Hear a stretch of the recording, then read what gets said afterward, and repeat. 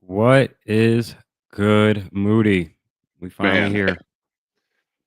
yeah, we are finally here. It's WrestleMania week. I'm exhausted, but I'm gonna talk about that later. Seriously, not Yeah. physically. I just mean wrestling wise. I'm like Jesus, man.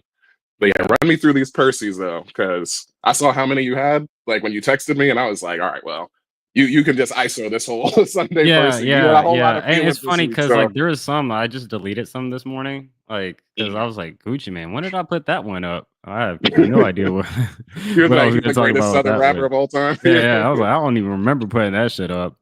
like it's just me Sinners, drinking. yeah, Sinners, that was fun. I talked about uh inducting like racial draft Haley Steinfeld. The Yeah. black delegation would drive Haley Steinfeld because it's funny because she's in the movie and I was name blanking on her the entire time I was watching the movie. First of all, Sinners is amazing. Probably Yeah. right now it's contender for probably best film of the year, but it has it's a early race, but it's really impressive. Really impressive. Definitely must watch in the theaters. But I was blanking on her name the entire time, but she plays a character that she's white passing, even though her like Mm. father in the movie, like you don't see her parents, but her father or like her mother was black. Somebody in her family in her line is black, and so like she's supposed to play like a half black, half like white person. But Mm-mm. it's like I was like, obviously part of it's a little bit of the color grading of the film, as it takes down place like around like Mississippi or like Louisiana, and so you kind of have like this bayou kind of warm feeling to the whole kind Mm. of setting. But then I also had to look her up afterwards. I was like, oh, she has like her grandparents. One of her grandparents, I think. I forget on which side is like Filipino and African American. Okay. So consider that for whatever you will. But she was great. Digging it. Everyone was great in the film. Yeah, I've heard only good things about Sinners. Obviously, like I saw that Ryan Coogler YouTube video of him talking about like the different ways to film and stuff like that. Hmm. And man, it's just been so like he even had an interview with Matt Barnes, the Hmm. All the Smoke, like talking about the movie. So I mean, yeah, everything I've seen is getting like you're saying, must watch in theaters. It seems like everybody's enjoying it a whole lot. Yeah. And Yeah. he spoke a lot about how this is the first time that this is the first movie he's doing for himself. Basically, he's done You can two. sense that. Yeah, he was talking about in the interview how his he grew up in Oakland and then moved to Richmond, and like even just that change was so drastic for him, even though it's still a dangerous place. But there was times when his uncle would talk to him about Mississippi, Hmm. and that was just the most captivating things in the world to him, like listening to stories of the South and stuff like that. So I'm looking Yeah. forward to watching it. And I'll say I'll I'm not definitely the go watch it. biggest Michael B. Jordan fan as far as his acting. I think his acting is pretty uninspiring most of the time, and he's just kind of saying words. This Hmm. is his most impressive acting performance, I'd say. I was really impressed by his acting. He plays twin brothers, Hmm. and so they're a little bit too similar, but I mean they're twins. They're like super close twins. So, but like there's enough within their mannerisms and the way they speak that you could kind of tell the difference. Yeah, But he's pulling a Tom Hardy and Legend. I got you. some might say Robert De Niro and that his recent was it like Palto Nights or something like that. Alto Nights. I don't know, but I guess you can't say it because you can't remember it, but that's fine. right. Uh, Second thing of my Percy's is so I was watching a Severance, like recap, not recap, but Blind Wave. They were watching like episode 7 of Severance, right?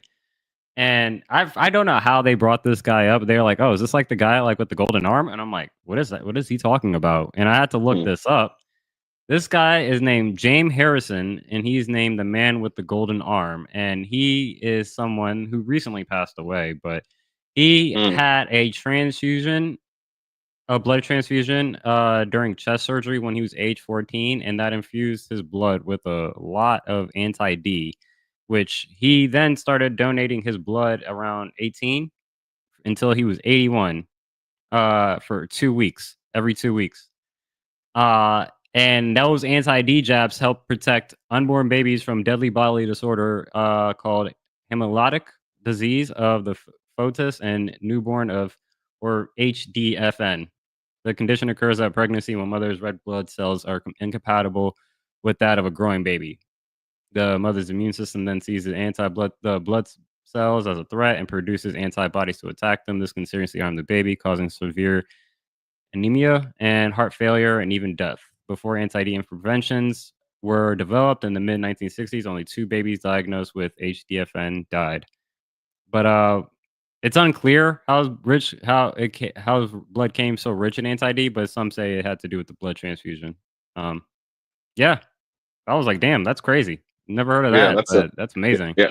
I ain't never heard of them either, but hey, we all got like our local legends or like your country's legends. You know what I'm saying? Because it's like I Yeah, never heard of him, but that's like that. You might as well say that's a modern Mother Teresa. You know what I'm saying? Like we were yeah. taught about Mother Teresa, like coming up in Donate your blood every 2 everything. weeks from Yeah, 18 to 81. Like that's a service. that's some If dedication. anything. That is actually a service. Like I Yeah. mean, there's no coincidence that there's an article about him. Like, you know, he's not famous in any sense of like, but he should be for Yeah. saving people's lives. And that's why he's getting this credit that he should have.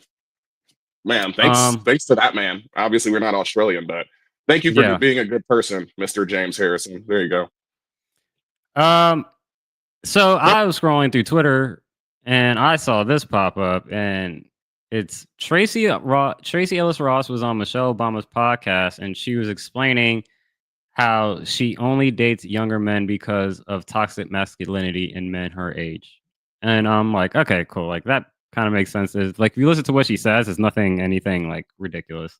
But all I Yeah. heard was that wait, just like Lloyd Christmas and Dumb and Dumber. Of So you're telling me there's a chance. That's all I course. heard. Yeah. Oh, yeah, that was a fun one I just kind of saw. Tracy Ellis Ross.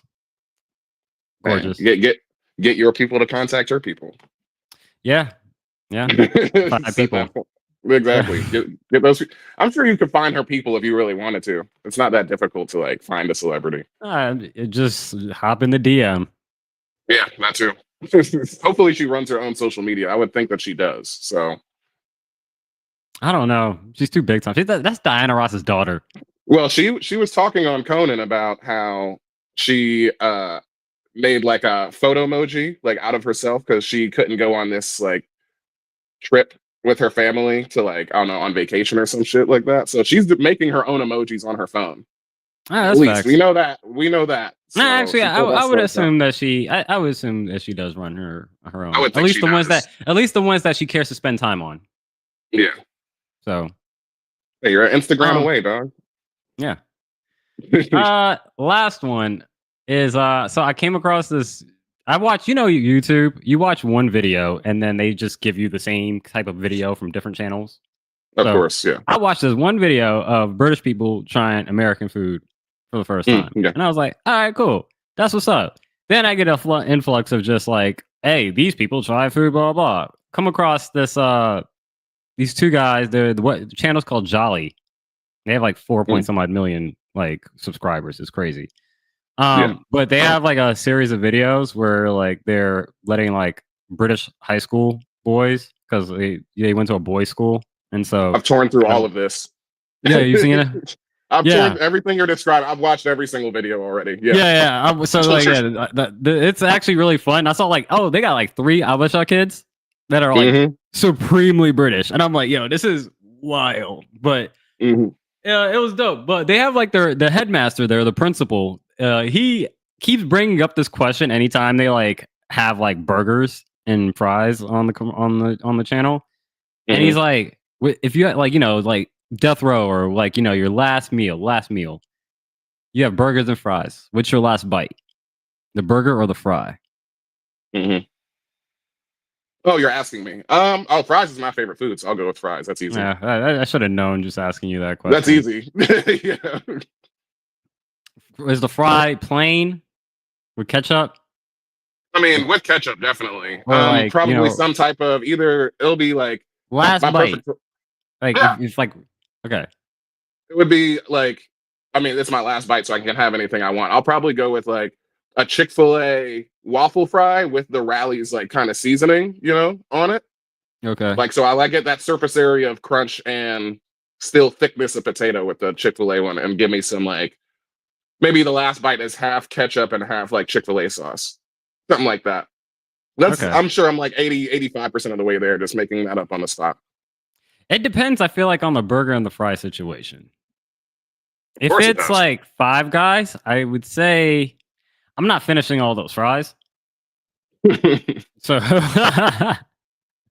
so it'd be the burger, right? Yeah. If it's like McDonald's, it's the fries. hmm So I guess it's situational, but I guess if So- I had so- to say like what Okay, would you go say? ahead. I was about to say, so you're not answering your own question that you No, I guess, me? So, like I said, okay. but then the question for me is like, what's my burger and fry place that I would order from, and that would make it a difficult decision. Right now, I would say I would go. I mean, it'd be cheating because I just kind of. I guess I would go Five Guys because it's local, and like Mhm. I like being local, and so Five Guys with the Cajun fries. Yeah. Yeah, I would. The last bite would be the burger. Mhm. I would do enough Well, yeah, that's a damage lot to of the. fucking fries. I would do enough damage to the fries, but I would make sure the burger was the last bite. Yeah, I feel you on that. Yeah, I tore through all of those videos. Like my favorite one is like when they try the Southern cooking, because I'm like, yeah, this is me right here. So Yeah. when they had just biscuits and gravy, he was like, "Oh, we sent call that this a to my song." mom because I was like, they have like 3 Abisha kids in there. I'm like, That's- what? That's my shit. Yeah, and like I remember one of them, he was like, "Bro, this is crack." Like when he Yeah. had like the sausage. I love when gravy, they're was like, yeah, Americans are that's my so shit right lucky. there. I was like, that's my shit right there. I love like that's almost a staple for me. Like biscuits and sausage gravy for breakfast. It's funny, you give him a biscuit, he's like, what is this? This is a scone. And I'm like, Scone, it's yeah. a biscuit. Yeah. Oh man, let's start the show. We got a big week. Doors opening. Step back to allow customers to exit.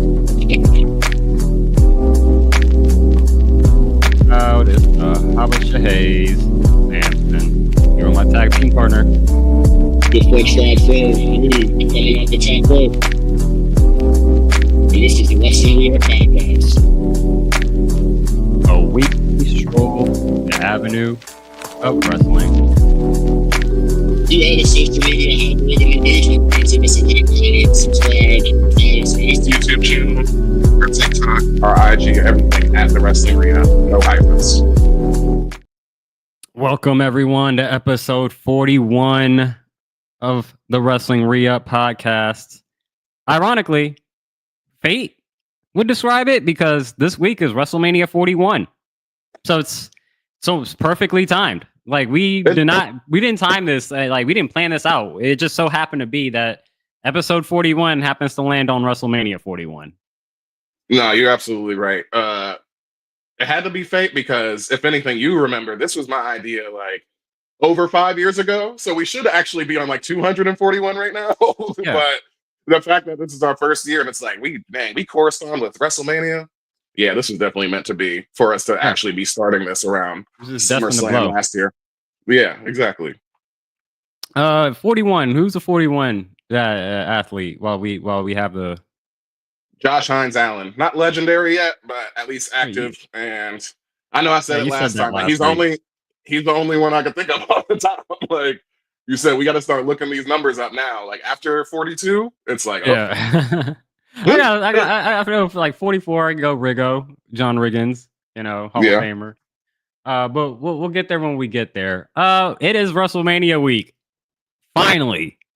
I don't want to. That is the title. Like, I wish I could like have like audio titles because this would definitely be The Rock's voice of finally. Yeah. WrestleMania 41 is here. Yeah, just AI over his voice to make him say, WrestleMania 41. But yeah, Jesus. I am actually. I might as well just say this now. This is our like WrestleMania special. Obviously, this is our prediction show and everything like that. I gotta just start off with this. I know I put this under SmackDown because it was the end of the week, but I'm just gonna say this now. Like we're getting into our like Raw recap for sure. But dog, I'm exhausted. Like it's so Reggie to me. I put it under Reggie for SmackDown, and I was like, yo, this extra 2 weeks, I'm I'm done. I'm so exhausted. Like, this is probably the most WWE media I have ever seen in my life. Like with YouTube and how much, I'm on there. Like, Mm-hmm. you got them constantly putting out, like, you got the Pat McAfee show doing interviews. You got Cody on First Take. You got Undertaker showing up places. You got R-Truth around Vegas, fucking with, like local small business owners and stuff like that, small business restaurants. I'm just like, yo, can we just get here already? Especially with like the whole, main event of it all that we're obviously going to get to. Yeah. I'm like, this whole week, I was just, it was a chore. Honestly, it was a chore this week to like just engage with everything weekly because WrestleMania is here, and I'm like, I'd rather not think about anything. Just give me all of WrestleMania, and then we can decode it next week. You know what I mean? Yeah. I mean, for me, so it's not necessarily the TV experience for you. It was everything not related to the TV experience is what exhausted you. Yeah, literally. It's just all like the media storm around it. That's all it was. But like, I guess isn't that typical? Like, is that like the extra 2 weeks? Like, it's like that's just the Super Bowl. I think it's the extra 2 weeks, dog. I mean, for me personally, because we also are on these storylines that once you get so close to the pay per view, let alone WrestleMania, we're like, all right, just give me the match now. At this point, like, that's kind of where I've been feeling. Like last week, I'm like, we could have skipped all this week and like just had WrestleMania. You know what I'm saying? Yeah. Yeah, like, for real. Like, just, a lot of you'll see in some of my recaps for some of this stuff. Like I was light because I'm like, we already know a lot of this stuff. Like we should have been here weeks ago. You know what I'm saying? Some of the stuff I'm like, this is good, but why did it take you 3 weeks to say this? And then if we're also going to be obviously doing all of our predictions, there's no reason for us to like really recap the week. Not no reason. There is obviously you can change your mind down to the last minute. So something could have happened on these shows, obviously. But I was just exhausted in the engagement of everything. That's all. Well, let's talk about Raw, the flagship, the first go home of the week. I kept it light as far as what I took away from the show. And it was Seth Rollins standing tall on the go home show has me worried for WrestleMania. And so this is the start of Monday when I wrote this. But this was a primo. But again, just concerned. Like I'm still, I'm not wavering. I will say this right now. I will say this right now. He's Let me join you firmly. Let me join you firmly that I still believe he's winning. However, the exact thought, that exact thought, I'm like, yeah, because I got him stomping them both, and he did exactly the spot that I was talking about. That he should have been doing at WrestleMania, and I'm like, are we gonna do exactly that same thing again? No, but I still got Seth regardless. It doesn't. Even the prediction, but yeah, that's the biggest thing I took away from Raw. Was that he really shook my foundation with that, like just because. Oh no, it was just 100% exactly what I said. I said, he just stomped both of them at the same time and like stands tall. But was there a chair there? I'm trying to remember. Going through it right now, I believe so. There was a chair. Oh yeah, no, there was because he had the Shield moment. I'm saying, did he curb stomp? Did he curb stomp both of them on the chair? No, I don't think it was onto the chair. That was just the jump on Roman again. Yeah, so he gave Roman that PTSD. And only because I saw, that's a good point to bring that up. But if I was to pick somebody else, it'd be Roman again. But because CM Punk, this is like as much as we can say, de facto #1 contenders, or like Seth constantly is saying, the soul of the industry match. Basically, that's what he's been billing it himself. So I don't think we're following CM Punk. CM Punk is already a legend and like is getting his. He's not on John Cena, victory tour, like last ride type of shit, but he's already transitioned into like, I'm helping out the younger guys thing. So I don't have him winning either, but that was the best thing that happened on the card. I mean, I'm going through what the rest of it. I mean, you had Liv Morgan and Bailey. Bailey won that. And obviously that's going to be a good match. And that's just prepping you for the tag team match that's happening, I believe tonight or maybe tomorrow, but at WrestleMania. WrestleMania, yeah. Rey Mysterio, Julius Creed, that was entertaining. AJ Styles beating Karrion Kross. There are some people pointing out that Karrion Kross, dropped his arm behind his back, defending himself during the Styles finisher, kind of, accepting goading. it. No, yeah, he was accepting it. Like that's why he was like, that is probably the most interesting thing to honestly talk about, because we know like Karrion Kross is not going to be on like WrestleMania and stuff. But as far as his character work, he is obviously operating on such a detailed, minute level, with his like manipulation type Sean O'Hare kind of character that he's doing. And what that told me, like for the character, is that he has AJ where he wants him, so to speak. Like he knew that this was going to happen, and then everything is going according to plan, basically. So whatever that means going forward, I don't know, but he's always a guy that it's like, man, I wish we would take him more seriously, like for the push wise, you know what I mean? Like I think we're getting there now, but I would like to see him like win. You know what I'm saying? But this is like his first time, like he's actually like had a match. I feel like in a long time, in a while. So I mean, he's getting organic growth, though. You know what I'm saying? Whether it be the TV time that he does get, they do get, or a lot of it's from just the social media presence of what he's been doing. Him and Scarlett have been doing on social media as well. They've been doing a lot of cool stuff there too. So we'll see what comes out of. AJ's got Logan Paul. We'll see how that goes. Jey Uso and Gunther trade words for another time. Gunther says, "I'm not scared." Jey Uso says he's scared. We'll see. Yeah, not much for Raw. Like I said, the Seth Rollins and CM Punk of it, and Roman Reigns, especially with them all being in the same ring, at the time, like that's like we didn't get that this on SmackDown, so that was kind of the highlight for me. Other than that, Raw was pretty. These, home shows are pretty much duds a lot of the time. That's what I'm even saying. SmackDown, I'm like, man, I didn't even watch. I'll be up front. I didn't even watch SmackDown. I knocked out early last night, and so I had to watch it a lot off of like highlights and recaps, and so, but yeah, I didn't miss too much, even though I have a lot of things kind of graded down on the SmackDown list. I'm like,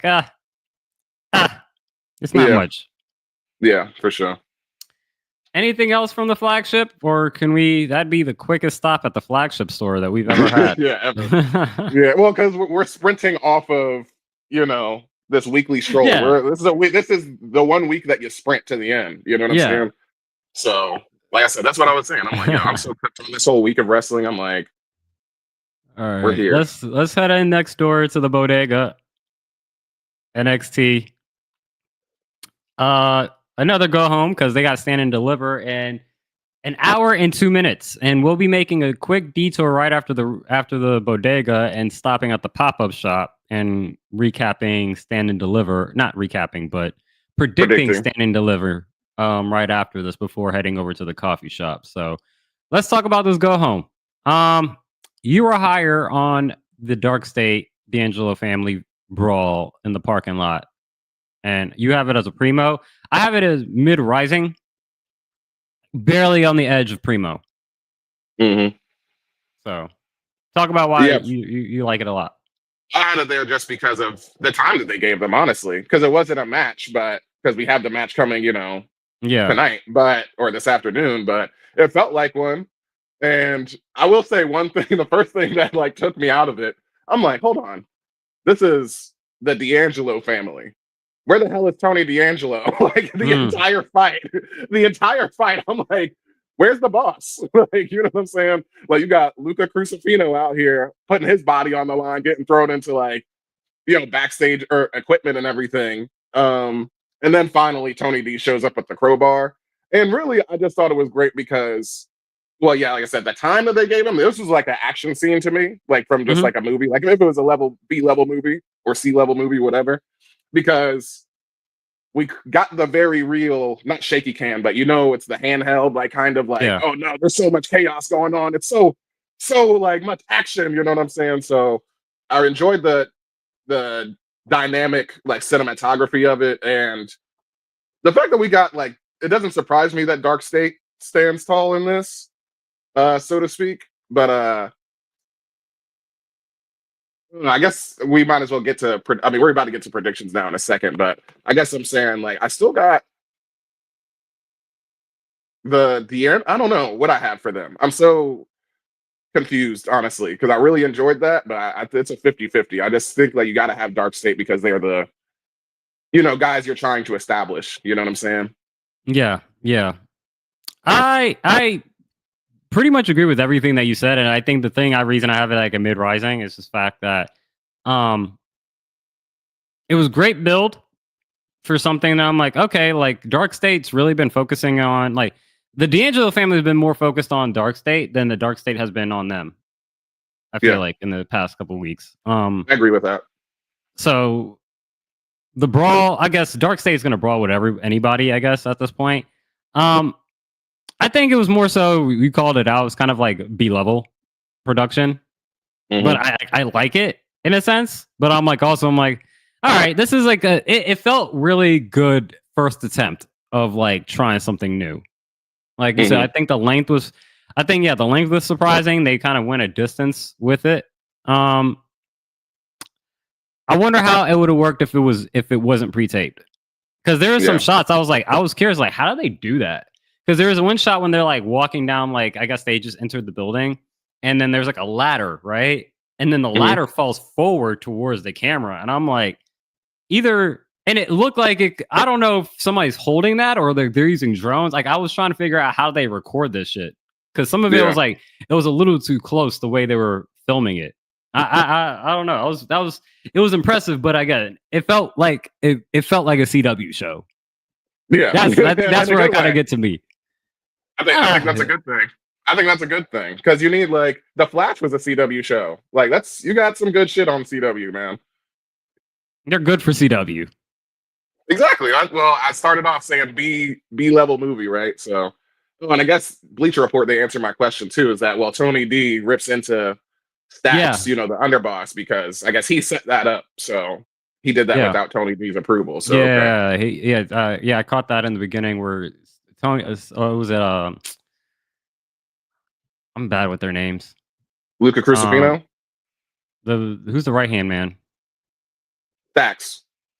Yeah. He was basically telling Crucifino, he's like, yo, man, like I'm the boss, right? Not boss, but I'm the right hand man, and so I'm taking this on behalf, and so we're gonna do this.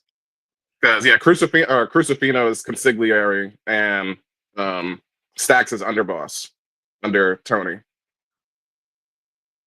I don't know. That makes sense. Okay. Yeah, go ahead. No, I was gonna say, and then God, I'm blanking on their names. What's her name? Crap, homegirl. I'm blanking right now too. But that's terrible. Bad on us. Yeah. But at the risk of changing subject too quickly, the only other thing for me that like really I stood out was Ricky Saints like smartening up and getting some revenge on Ethan Page, hitting him with his own twisted grin, right before the pay-per-view. Like I said last week, I was like, yo, you still new around here. You can't be like all he's arrogant. And he didn't come through the front. Yeah, there you go. So and he's he learning. didn't come through the front. And a quick learner. Even though it felt like it did take him a little while, but maybe that's just because the camera spotted him like running through the aisle. Because I'm like, it took you a little while to jump that barricade, and then you got into position. I was like, that's cool. It's not bad. I think Ricky Saints. I don't know. That's gonna be an intriguing one. I feel like he might pull it out. But I got 5 minutes before I make my final prediction. My other thing, apparently, this is like our third gauntlet match that we've had in like as many weeks. Hank and Tank recently in the last few weeks have been on a losing streak and trying to regain their confidence. They start the gauntlet match and they finish it and they ran through the tag team gauntlet challenge, finally ending with Inamura and Briggs getting the cradle roll up for the 1-2-3, and now they face Fraxium for the tag team titles, NXT tag team titles at Stand and Deliver. So I was like, okay, like I felt like a little quick, but you need a story, and it seems like this might be their story to, get Fraxium to the big leagues, not the big leagues, but to the main show. I still don't. It's funny because I mean, yeah, they just don't work for me. I guess everybody's got different flavors. They just aren't my flavor. But yeah, watching them win the gauntlet immediately, what came to my mind is obviously we're doing these predictions. But what did I tell you when we were in person and we watched NXT? We watched Fraxium, and I was like, Fraxium is only going to be defeated by one of two things. Do you remember what I told you? No. Either just some heavyweights, just big guys, Yeah. right? Guys that are just straight up larger than you, which they are, Yeah. or storyline, which this isn't Fraxium storyline. This is, the storyline for the big guys. So that's the only reason that I'm like, they're about to just Fraxium about to drop this now. I mean, because clearly they want us to care about Hank and Shank, but I'll tell you right now, I'm still gonna pick Fraxium. Whether that's right or wrong, I'm just my wrestling taste won't allow me to pick them, even though storyline wise, this probably is exactly what they're doing. It's I just can't do it. So all right. Well, that's just me. But let's not hide from the challenge already. Now let's get into it. A pop-up show. NXT Stand and Deliver will be in 54 minutes. Right now, there's a kickoff show going on if you turn on to the WWE YouTube channel. And there's a pre-show match. Not typical of WWE shows nowadays, but we have a pre-show match.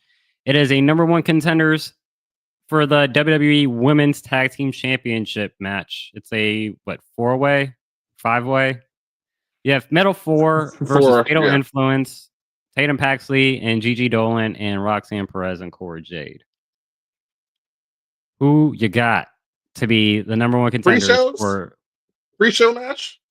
Pre-show I don't think we've ever done a pre-show match. But then again, I think that's also I put an asterisk there, but I'm like it's I put it here because it's somewhat significant, but not. I don't know. It's up to you. We don't have to count it. I just put it there. Yeah.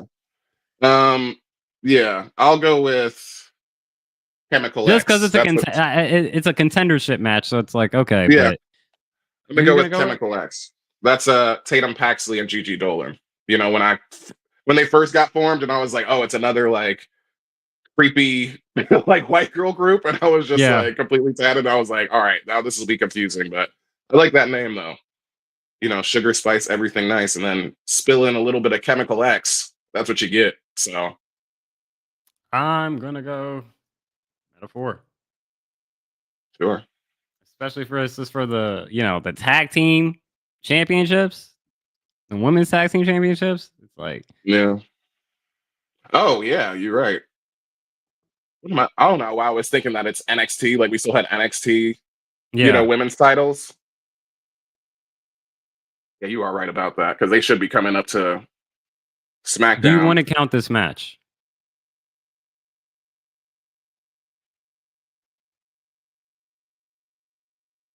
You want to count this match?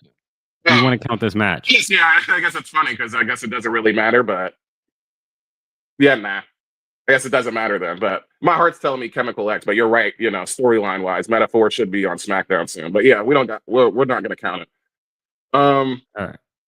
Ladder match, Women's North American Championship. Who you got? My girl Thea Hale came back this week. Yeah, new attitude too.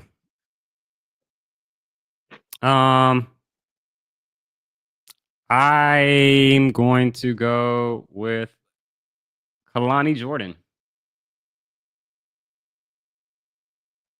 First two-time, yeah. This will be fourth reign?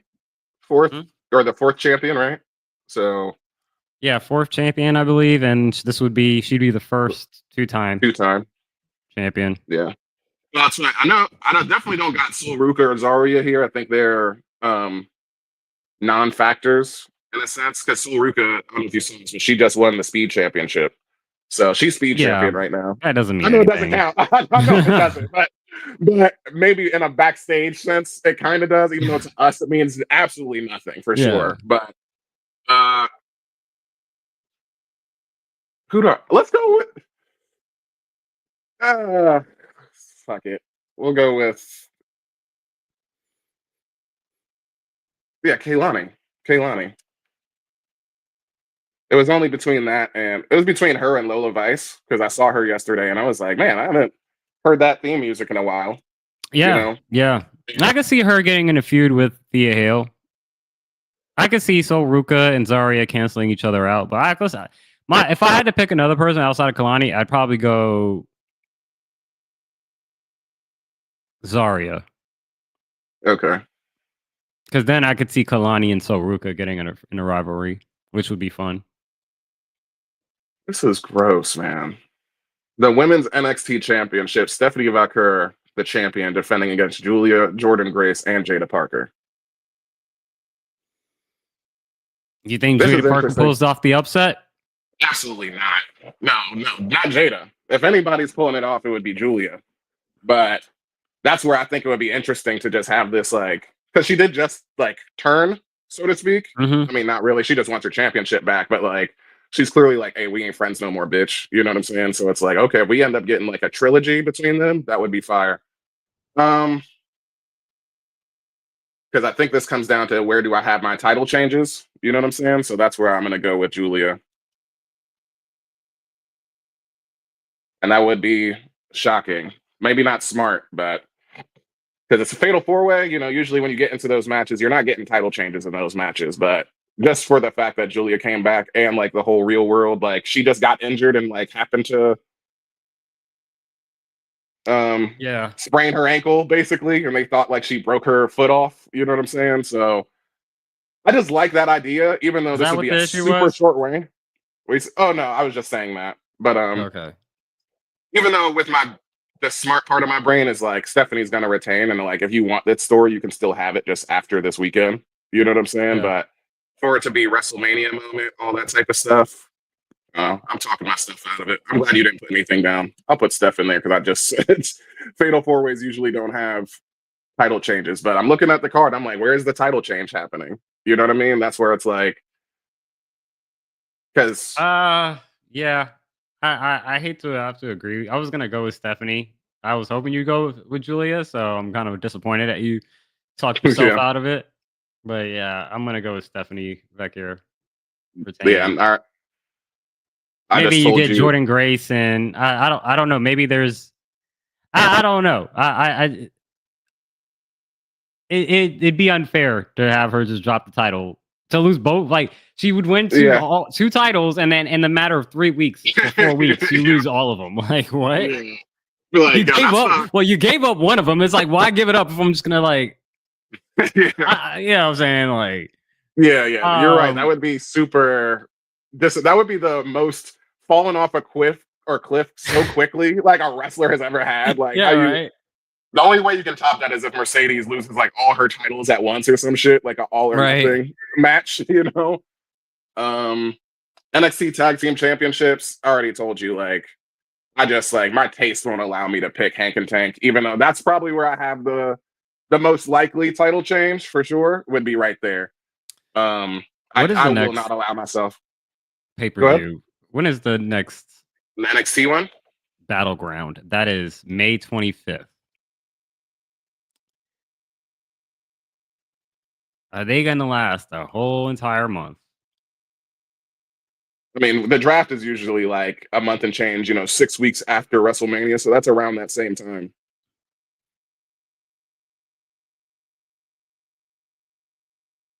What is the point of doing a storyline of them going through like a losing streak? They had a conversation with who it was a couple weeks ago. A legend, yeah. It was a legend that encouraged them. I forget. The Hardys. It was the Hardys, I believe. Yeah. And they gave him like words of encouragement. Like I'm gonna go Hank and Tank. Yeah, this is where you win right here because, like I said, I'm like they have both. They have both to beat Fraxium. They have just straight up size. they got all the chemistry in the world, like, you know, and they got the storyline behind them. So it's like, okay, cool. But I don't give a damn. I don't care. I'm sorry. Just me. I can't get with it. If you can't get with it, get lost. I'm getting lost. So NXT North American Championship, Ricky Saints versus All Ego. I'm going with the Ricky Saints retention. I want to go. I want to go eat Ricky Saints too. There's part of me that I'm like, man.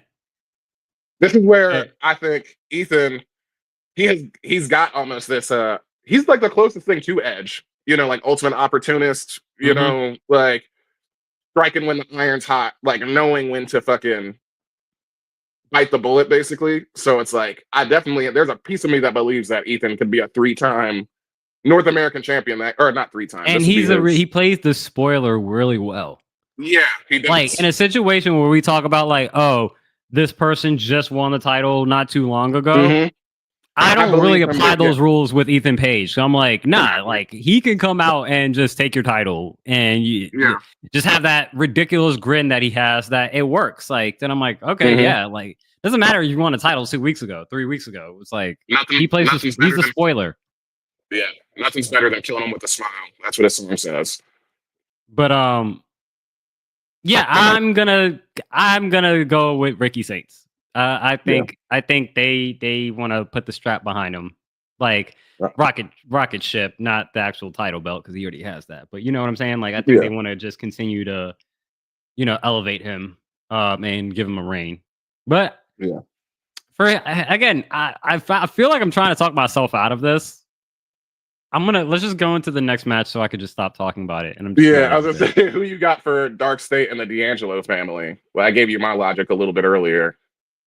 I just think it's a matter of like, I mean, the thing is like, because I could honestly say that brawl on Tuesday was perfectly balanced, where neither one of them won because, you know, Tony D'Angelo shows up with the crowbar. And like I said, reading that in the Bleacher Report, I'm like, oh, wow, that gives me so much more context that, you know, Stacks did that without Tony. Yeah. That, you know what I'm saying? Like you put the family at risk and shit like that. So that's where, okay, you put Dark State down. I still feel like you just got to establish the guy. So that's why I'm like. Second match. Yeah. You know what I'm saying? Like it's literally their second match. Yeah. Dark State. And plus, you just talked about it. Like there is conflict within the family. Stacks doing things beyond Tony's, you know, say so. And they got their asses kicked. They got their asses kicked. Yeah. Up until the crowbar showed up, until the ball showed up. They was losing. I mean, they was fighting. They was doing their damn. Like they held well, but at the end of the day, like what's the last thing before Tony D'Angelo got there? He got put through the car shield. On the roof. On the roof. Not the roof. The hood. The hood of the car. Yeah, I know what you're trying to say.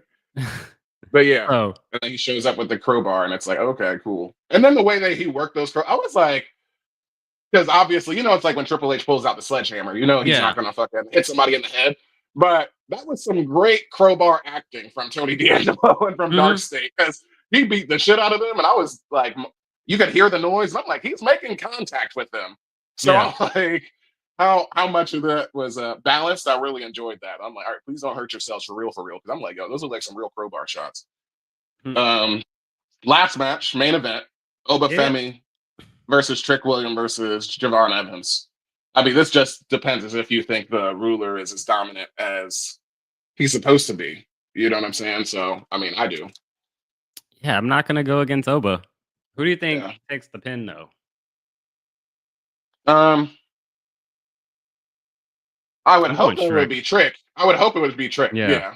I would hope that it's Trick. Javon's got a while to go. You know, he's still going to be here. So, and like Javon's getting disrespected way too much, and like that is the storyline. You know, like even in this segment here, he on NXT, what happens? Like they start to bicker and start to fighting. They both throw Javon Evans out the ring. He comes back in. He throws him out again. And then he finally hits the goddamn springboard, you know, cutter. Yeah. And so it's like, I hope like he puts on a show. I think Oba retains. Trick takes the pin. Maybe Javon does everything to win that, and then Oba comes out of nowhere at the last second to like toss him out the ring and Yeah. pin Trick. Fall from grace to him real quick, and that's a wrap. Yeah. All right, so we have one differing in opinion, even with the pre-show, so it doesn't even really matter, and that's Hank and Tank Fraxium. Well, yeah.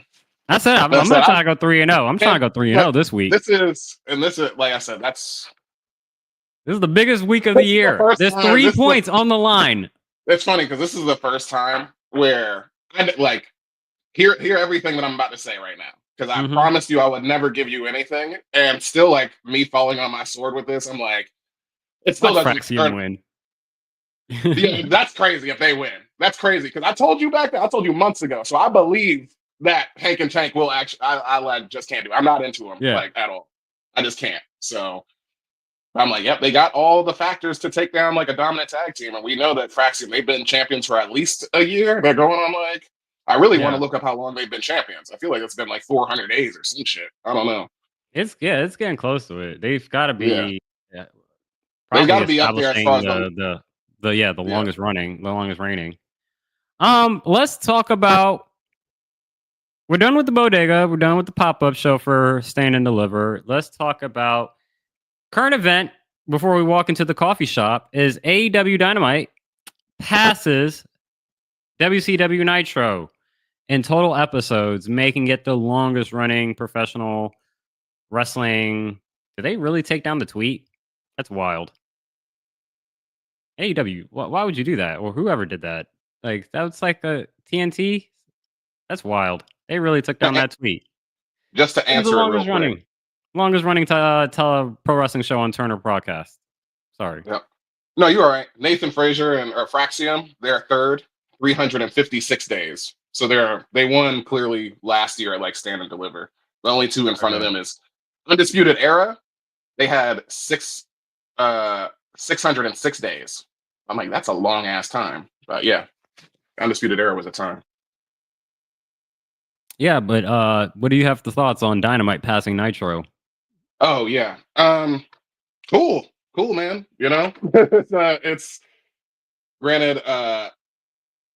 I've enjoyed myself the last 5 and change years, very much so. I'm glad that there's more wrestling on television. You know, a rising tide raises all boats, and I think AEW definitely had like a huge piece of like the popularity of like wrestling nowadays. You know, the wrestling boom that we're in right now. Like I said, I'm definitely way more attached to AEW than I was with WCW as a kid, just because I never. That's before, you know, storylines made sense to me, before I cared. You know what I'm saying? And that's the age of me just like flipping channels and happening to find a WCW. WWE is the first one that you actually, you know, turn on Raw and it's like, oh shit, I can come back and see this every week.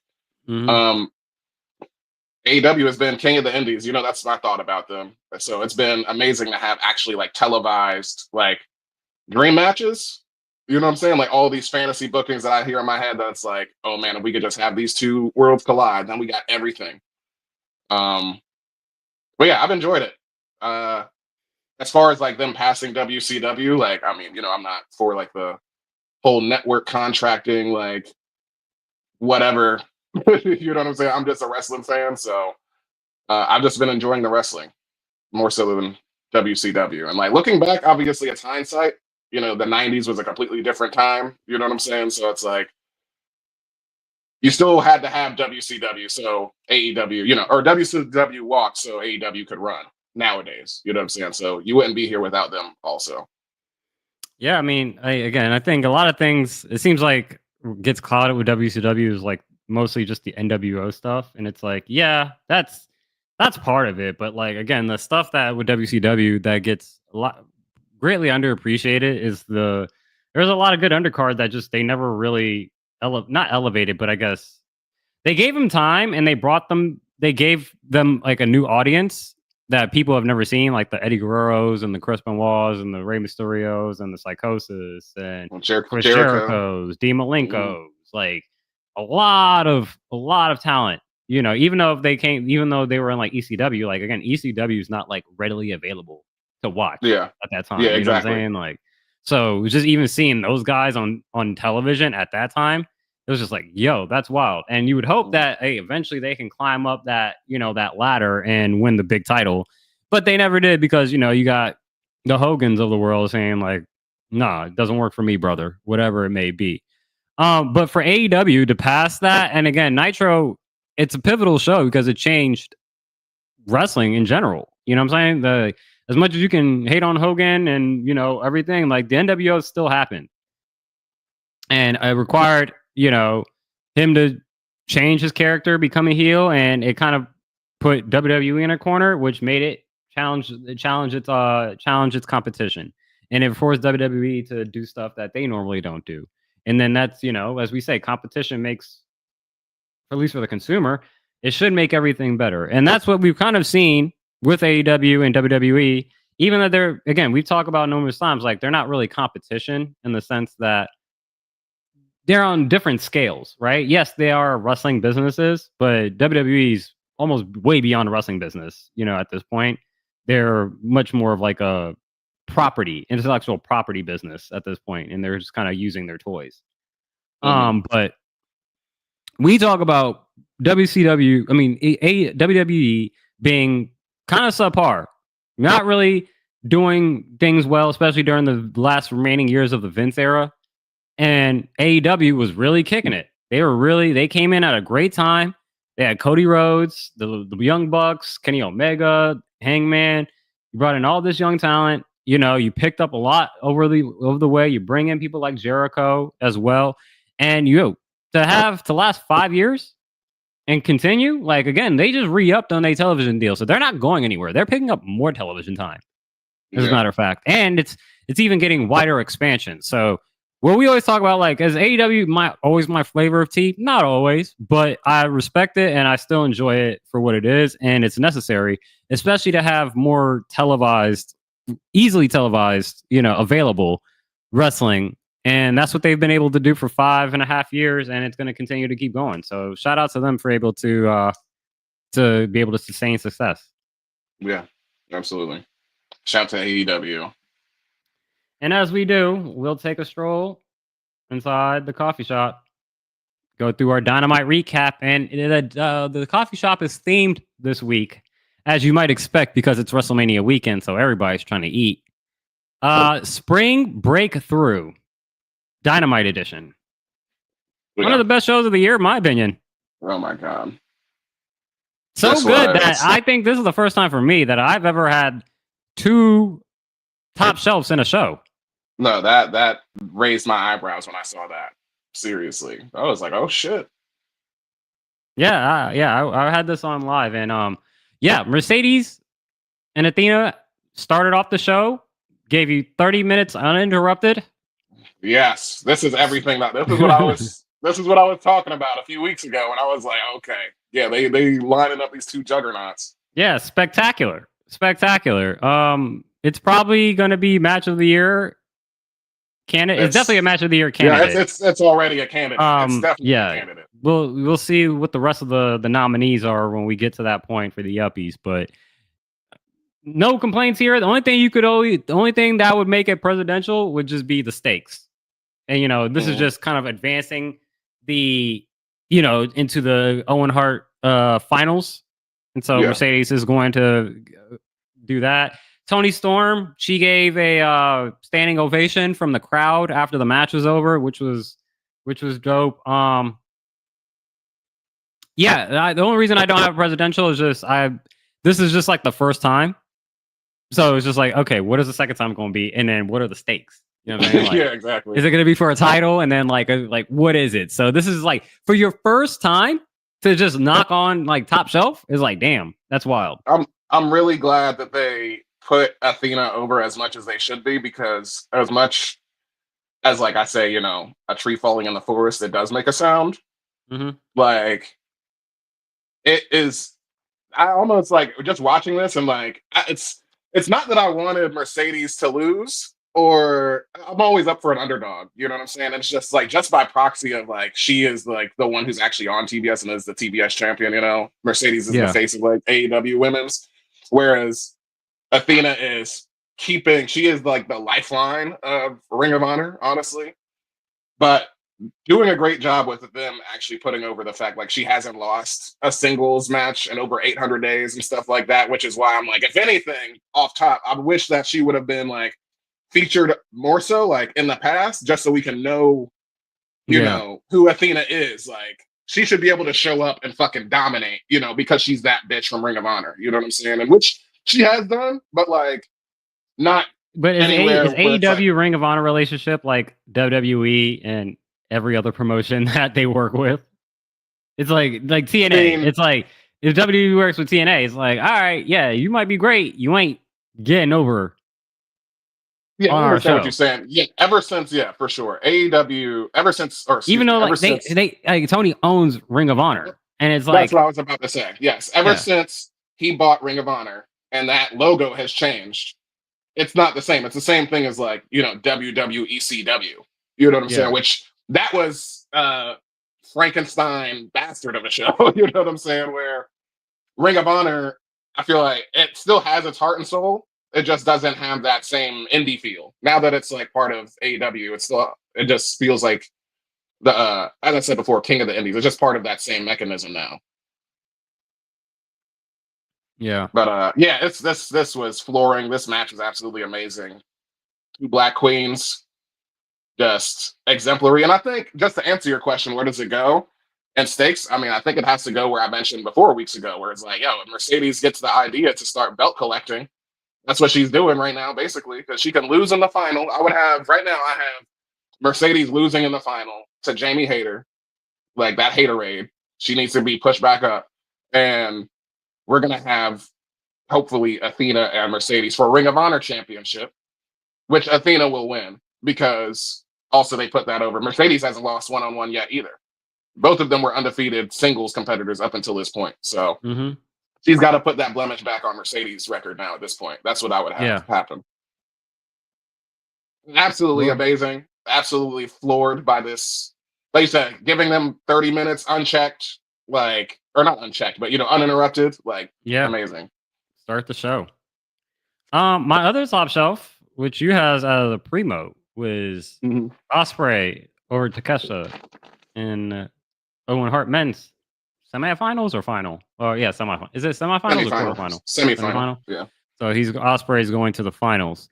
Yeah, another great match, spectacular ending. Where a lot of quick sequences to finish, and yeah, Osprey gets the win. The reason I would probably have this lower, this is more closer to like primo, just for the fact that the outcome was a little bit more predictable than Mercedes and Athena. Yeah. Like Mercedes Athena, I'm like, I don't know who's gonna win that match. Like you said, both are coming in undefeated, like both for champions. Like the only reason I would pick Mercedes is because she's the one with 4 belts. You know, and she's the one who's on TV. You know what I'm saying? That's the reason I would pick her. But like in kayfabe, that's a 50-50. Like I have no fucking clue who's winning that. Yeah. But yeah, Osprey, I'm like, okay, yeah, we understand the rocket ship that's tied to him. So it's like, all right, yeah, like nonetheless, and this is like with their third match, you know, like in a trilogy for Osprey and Takeshita. That again, nothing to it. Again, still top shelf. I think it's up there for me as a match of the year candidate. But I said I would put this below Mercedes and Athena. But the fact that both of these matches, and this is still just half the show that we've talked about so far, is like, man, I get it. This is WrestleMania. This is free TV. Yeah, absolutely. Because my first, like, my knee jerk reaction, honestly, was to just honestly put it primo, because my thought was like, this is fucking, you know, 5-star TV match. You know what I mean? It doesn't get better than this. And also knowing like the chemistry that you guys already have since like, let alone just being here, but like New Japan and then like coming here, that's just like, yo, see, this is why chemistry is so important. And like wrestling style and knowing how people react to things is so important, because I'm also in my head, like, you can see like when wrestlers are like freestyling You know, like Mhm. it's easier with girls, like because you know they'll have their hair down and be head to head and check on each other. And my thought is like, I know Will Ospreay doesn't speak Japanese, Yeah. so that's where, yeah, that's where I'm like, they're just doing this all off of feel and just the highest level of professional wrestling, and like Will giving absolutely everything to Takeshita, like selling for him, like amazing, you know, making him feel like the alpha with those like crazy forearm shots that feel like, you know, Wade Barrett's like bull hammer. Remember he would hit that? It's like the Mhm. same damn thing. And the fucking raging fires, all this shit. Like I would have also Osprey winning this if I just saw this on the card, but I was like, God damn, it had no business being this good. Yeah. That's what I'm That was like. pay per I'm like, view. yo, I got 2 top shelves for a Those are two TV pay per show. view matches. Those Yeah, are two those pay are per view 2 matches. pay-per-view matches on a TV show that are top shelf. I'm like, that's Yeah. wild. And I get it. It's WrestleMania week. You know, like all Mhm. eyes were on wrestling all across the board. So, Yeah. like, you know, you put on one of your best shows of the year. I would also like to add, Will Ospreay's got to be the most annoying wrestler to wrestle. I'm saying Yeah. this as like as an opponent, like in kayfabe, because I'm like, this man, like, will what you call it, reverse in the middle of the air, and I'm like, this is some Yeah. bullshit. Like he had him up on a power. He was like setting him up for like a power bomb, and then like on the flip of the power bomb, the dude Mhm. like flips out of it, and I'm like, that's some bullshit. That's just such All the time. bullshit. Every This time, is- that's like you're so annoying. Yeah, absolutely. And like this even they took it to like the pay-per-view level where it's like when they start using each other's moves and shit. Like when I saw Takeshita Yeah. hit Will Ospreay with Hidden Blade, I was like, oh my God. Like I thought he was Yeah. winning, honestly, at that point. And like it would have been perfectly fine because you know it's not for a title. I mean, it's in the tournament, but still, I'm just like, holy shit! Like, it was absolutely awesome. And this is Yeah. also like, what 3? Like, I don't know, like a month or a month and a half, like after like Takeshita was my champion of the week for his absolute like physical freakness that he has. You know, clearly in the Mhm. prime of his like in his athletic prime, being able to catch somebody doing a moonsault and then flipping them into a wheelbarrow suplex. Like it's nothing, Yeah. you know. I'm just like, Jesus Christ, like man, their Impressive chemistry by is off the both. charts. Amazing, amazing episode of Dynamite. Like I said, just off of those 2, it's already like, holy shit. Yeah. Worth every dollar. And I didn't even pay anything. I didn't even pay for Right. this. Like I just turned on the channel. Yeah. That wasn't it though. We have another primo that we agree is the Ops with Powerhouse Hobbs, our new trios champs, defeating the Death Riders. And I want to add, Samoa Joe like easily choked out John Moxley. Very easily. That was like he was out in like that's the only thing that took me out of it ever so slightly because Moxley was out in like 4 seconds. Like he didn't even Yeah. have the coquina clutch on that long. I was just like, damn. And Joe I'm was like, strong okay, as does shit. that mean like Joe now has like he has say He has some claim. Yeah, no, he some absolutely claim has for the claim. championship, right? Because like Absolutely. not only did you like again, Moxley was technically not supposed to be in the match, but somebody on the Death what was it? No, it wasn't Yuta. It was Pac. Pac was injured. Yeah, Pac got And so injured. it's the same thing with Hook? Yeah, Hook is injured, which is why His Powerhouse Hook is why Hobbs Powerhouse stepped in. Hobbs. And so like I don't know if those are legit or if those are storyline, but the fact that we saw Joe with the cocaine clutch on John Moxley and he was out within like seconds. I'm like, all right, I guess you got the coquina. I said, Yeah, that's what I was trying to correct you. Cocaine, like the cocaine clutch. I got you. Like that would wake him up if anything. Like he'd be shooting up like Uma Thurman from Pulp Fiction with that shit. Like, cocaine clutch. That's that's an inside joke. All right, that cocaine. That's what. Yeah, he hit him with the cocaine. He OD'd in 4 seconds. That's what happened. yeah, but I was like, Joe got a claim for the AEW championship. That's all I'm saying. So, but it was No, nice absolutely. to see. Like Nice to see.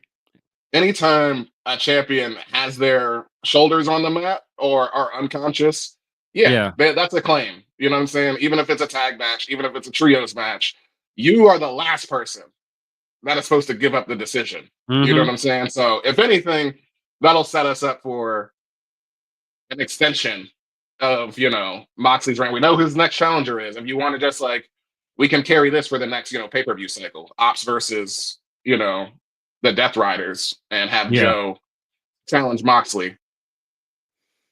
It was also nice to see Powerhouse Hobbs get a title. Like, I believe this Yeah. would be his first AEW title he's held. Yeah, let me check that. I think he was TNT champion, but I'm not exactly sure. I think we've But looked this yeah. up. Yeah, but it I was, think there was a special moment where like they especially were like, you know, recognizing him for, you know, getting his title.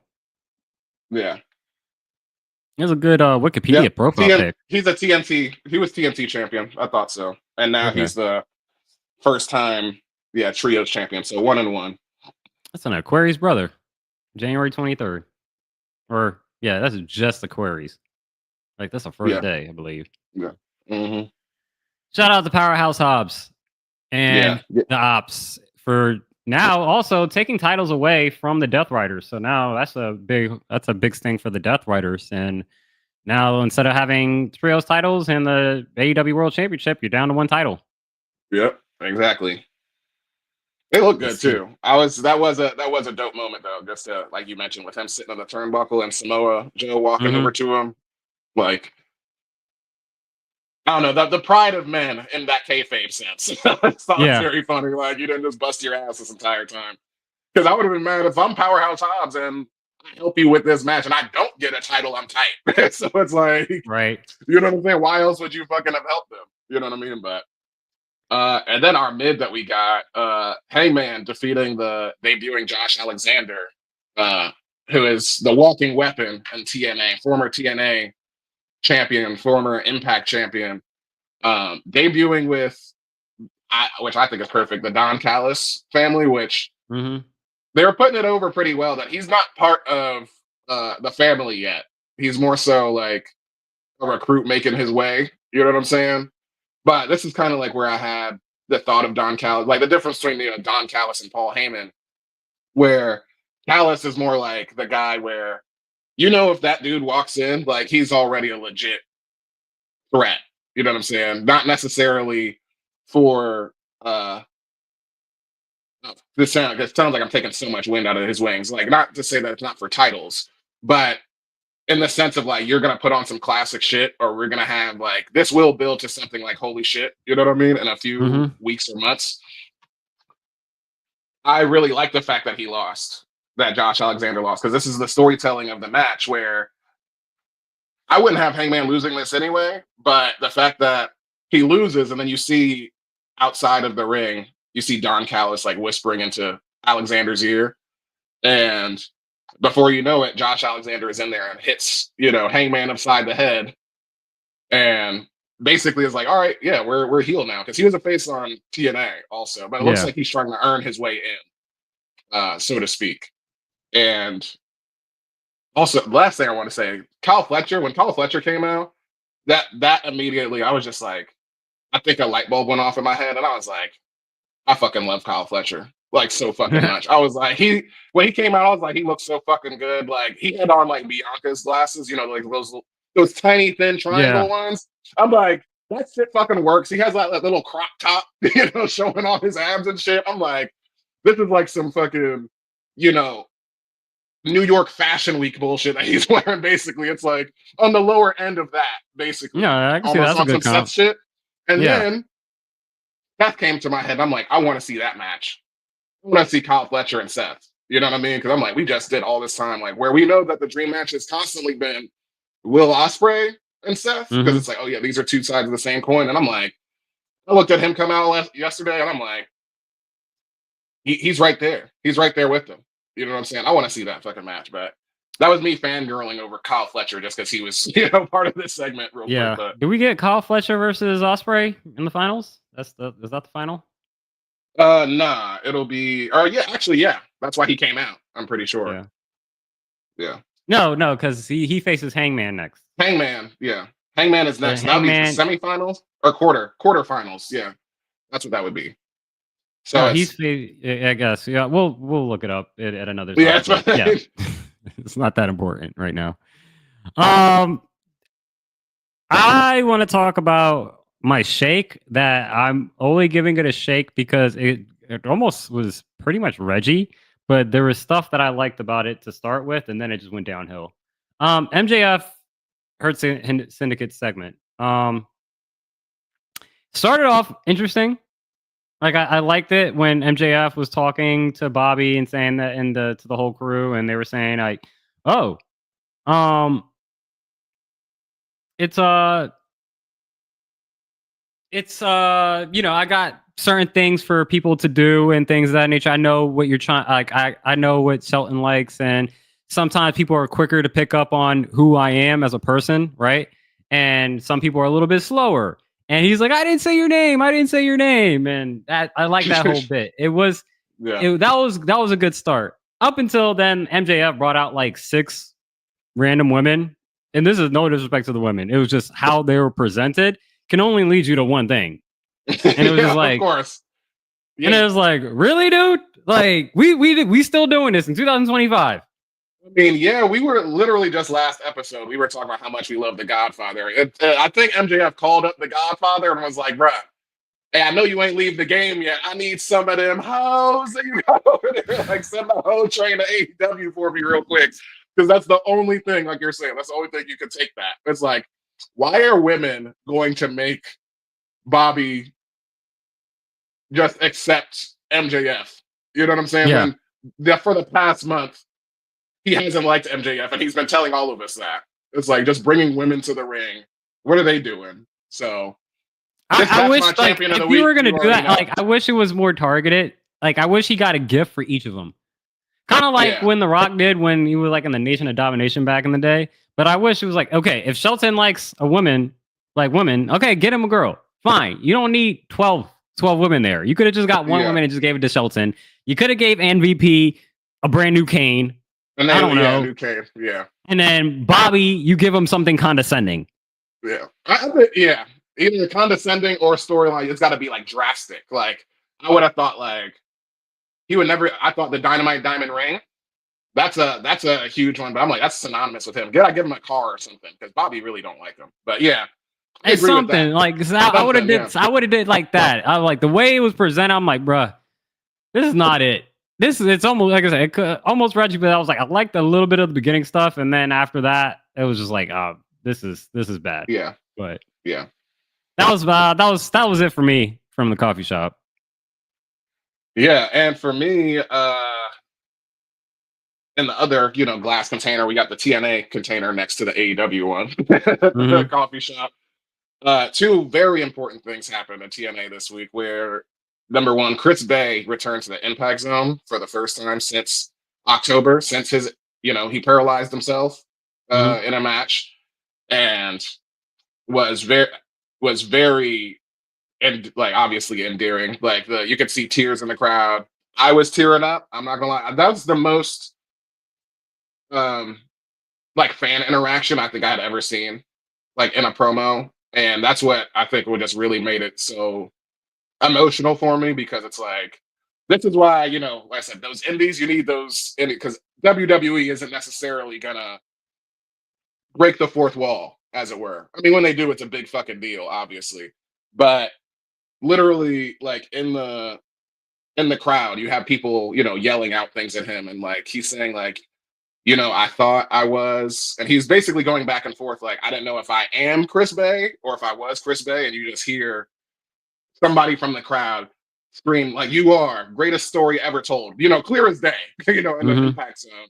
And he is just literally, like, he did that like 5 times where like fans yelled something and he was going off of like what they were saying, really just talking to them, and having an Ace Austin next to him, walking 172 days after breaking your fucking neck, like paralyzed, amazing. So you should definitely go watch that. Like, it's a very sweet, like 11-12 minutes.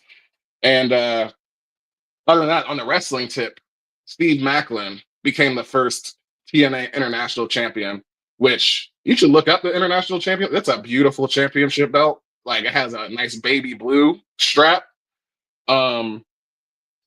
This was like the replacement for the Digital Media Championship after PCO on a indie house show was really pissed off with his, negotiations and shit like that, and ended up destroying the Digital Media Championship with the sledgehammer.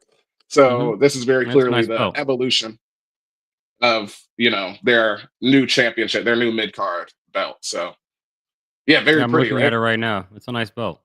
Yeah, yeah. So Steve Macklin is your first international champion over in TNA, but that's what happened in TNA, and that's it for me at the coffee shop. All right, all right. Let's go over and to the gallery for a brief stop because it's the book.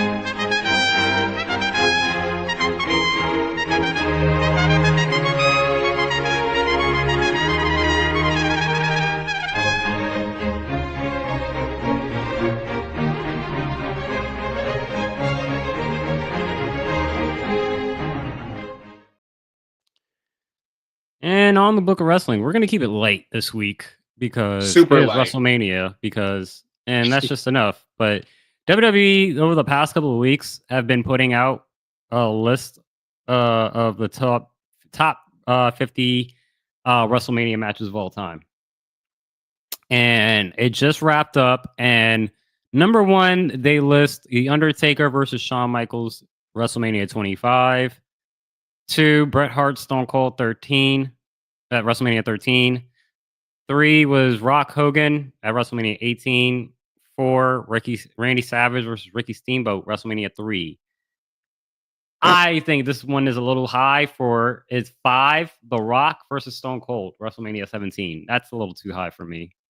Mm, Even Rock Hogan at 3 is high. There is some questionable stuff here, I would say.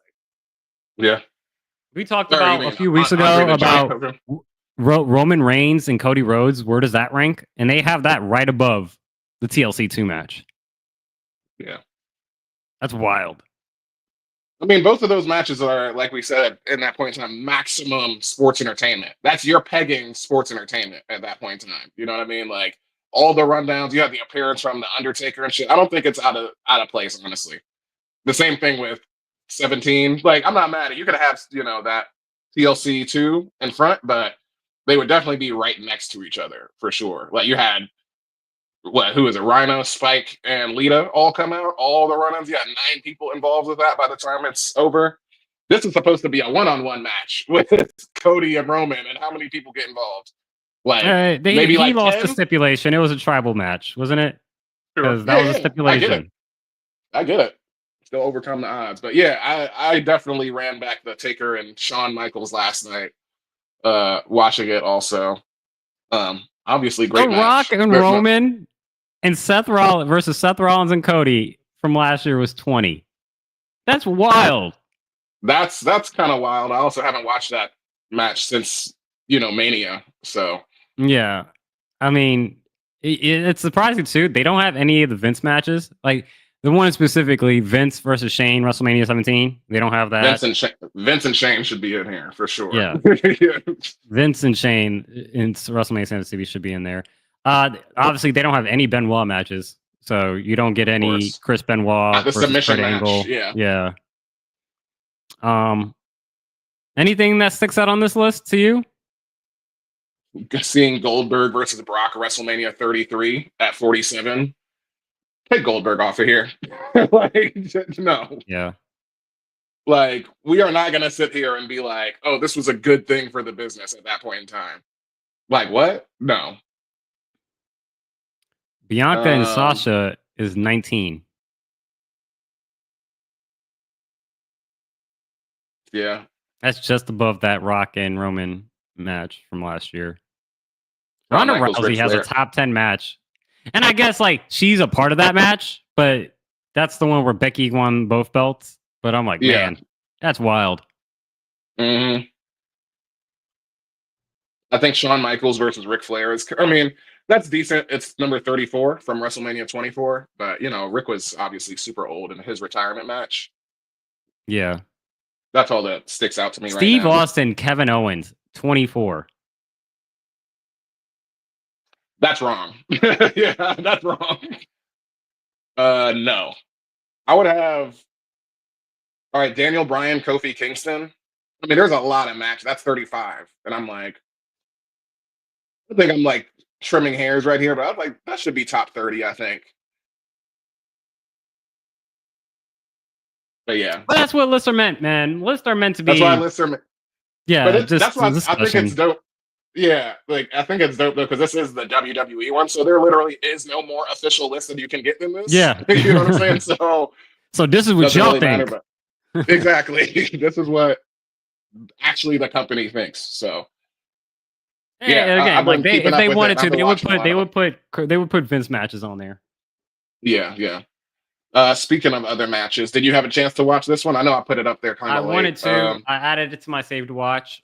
I I, passed out super early last night, so I did it. yeah, and just like you said, I struggle with like the whole, having an idea on Monday and then you get to Mhm. Thursday and you're like, bro, how did this shit like, you know what I mean? What So did I do? yeah, exactly. And like, so I was hurrying up and I'm like, shit, I don't got no kind of match. And I like go back onto Notion and I'm like, oh, I did put this on here on like Tuesday. I think I completely forgot. But yeah, rewatching this, we will do our due diligence, our due justice, and watch this match again. And maybe we put a pin in this one so we can talk about it. We'll talk about it like very quickly next week. But the one thing that I had to bring up that this is probably or arguably the most famous spot in TNA history, the Hurricane Rana that it's not Christopher Daniels and I think it's Alex O'Hare. Alex O'Hare is the black guy that you see standing there right now Hmm. on the freeze frame. He walks that tightrope into a Hurricane Rana on this match, and another one of those like, holy shit, just be fucking careful. Like even watching Yeah. it 20 years later, you're just like, oh my god, because he this wasn't like a Jeff Hardy like and wobbling for your entertainment. This was I'm Yeah. about to fall, and I jumped towards this guy to keep the show going so I wouldn't break my neck. Like that's how this spot is executed. So Yeah. if I'll anything, it's check just this worth out. watching for that. But the stipulation of this match was whoever loses, they can no longer tag together. So unfortunately, Triple X lost Christopher Daniels, and that death defying bastard right there could never team together again after this. But keep it light this week. You will appreciate the fuck out of this match, I promise you. All right. Yeah. Like I said, I added it to my save to watch, but then I passed out super early last night, so I didn't get the chance to watch it. Cool. Let's mosey on over to the SmackDown boutique and the final go home show before WrestleMania. And like we say with go home shows, they typically are not too special. But I will say I did really enjoy Seth's promo on Friday as well. Gave that a primo. I like how, he did the whole CM Punk thing, sat in the middle of the ring, cross-legged and everything. The pipe bomb. Yeah. Yeah. I enjoyed Made that some also, valid points. Just because I know I didn't put anything on here, I was also late if you put your stuff up late. But I agree. That was the best thing on the show. Seth's promo. Yeah. Seth's pipe bomb promo for sure. Yeah, he said some valid things, brought up some truths, talked about how when the Shield was started, they were supposed to be protecting CM Punk and his title reign and how he sacrificed and how even last year where he's like, I sacrificed, being there for Cody Rhodes while like my stepdad was dying of cancer. And I'm like, I didn't even know that. So there was a lot of realness coming from Seth. And again, I felt concerned about him standing tall on Monday. Still not wavering. Still going with my guy to win it all. But this was, I think, a good promo. And I actually think it did more to kind of reassure that he would win tonight. Yeah. I don't know how. Yeah, it's funny because you're just echoing what I'm thinking already. Like I said, with the whole spot on Monday of him double stomping, I'm like, ugh. And then for him to be the also the one guy representing the match. Yeah. This episode, I'm like, it's pretty heavy handed. You know what I'm saying? So that was just what came to my head. But I'm with you. I'm not wavering either. Like I said that months ago. So, or not months, maybe like a month and some change, whatever. But he's always been my pick in this triple threat that we know that we're getting. Cena and Cody. This was finally a good promo from Cody. And it's funny because like the crowd was booing him for a little bit. And I was like, okay, cool. Like, okay, Vegas is edgy. They're different. You know, like you got a different opinion than the rest of the country, whatever. Cool. And then Cody was able to, you know, start taking nice jabs at Cena where I'm like, this is why this is why we don't have WrestleMania 2 weeks longer. Because a lot of this could have been said weeks ago. So I'm like, the fact that he held this up for like, I don't know if it was like, it all just came rushing to him at the last moment or this was the plan. It just, I'm like, man, could a lot of this been said over the past couple of weeks when you guys were talking? But he had some, some nice jabs at Cena. But again, I'm not wavering on how I feel about this one either. And the way that this ended makes me feel confident about my prediction for WrestleMania and this match. So I will hold that opinion for later, but I enjoyed this segment. Yeah. My thoughts on it.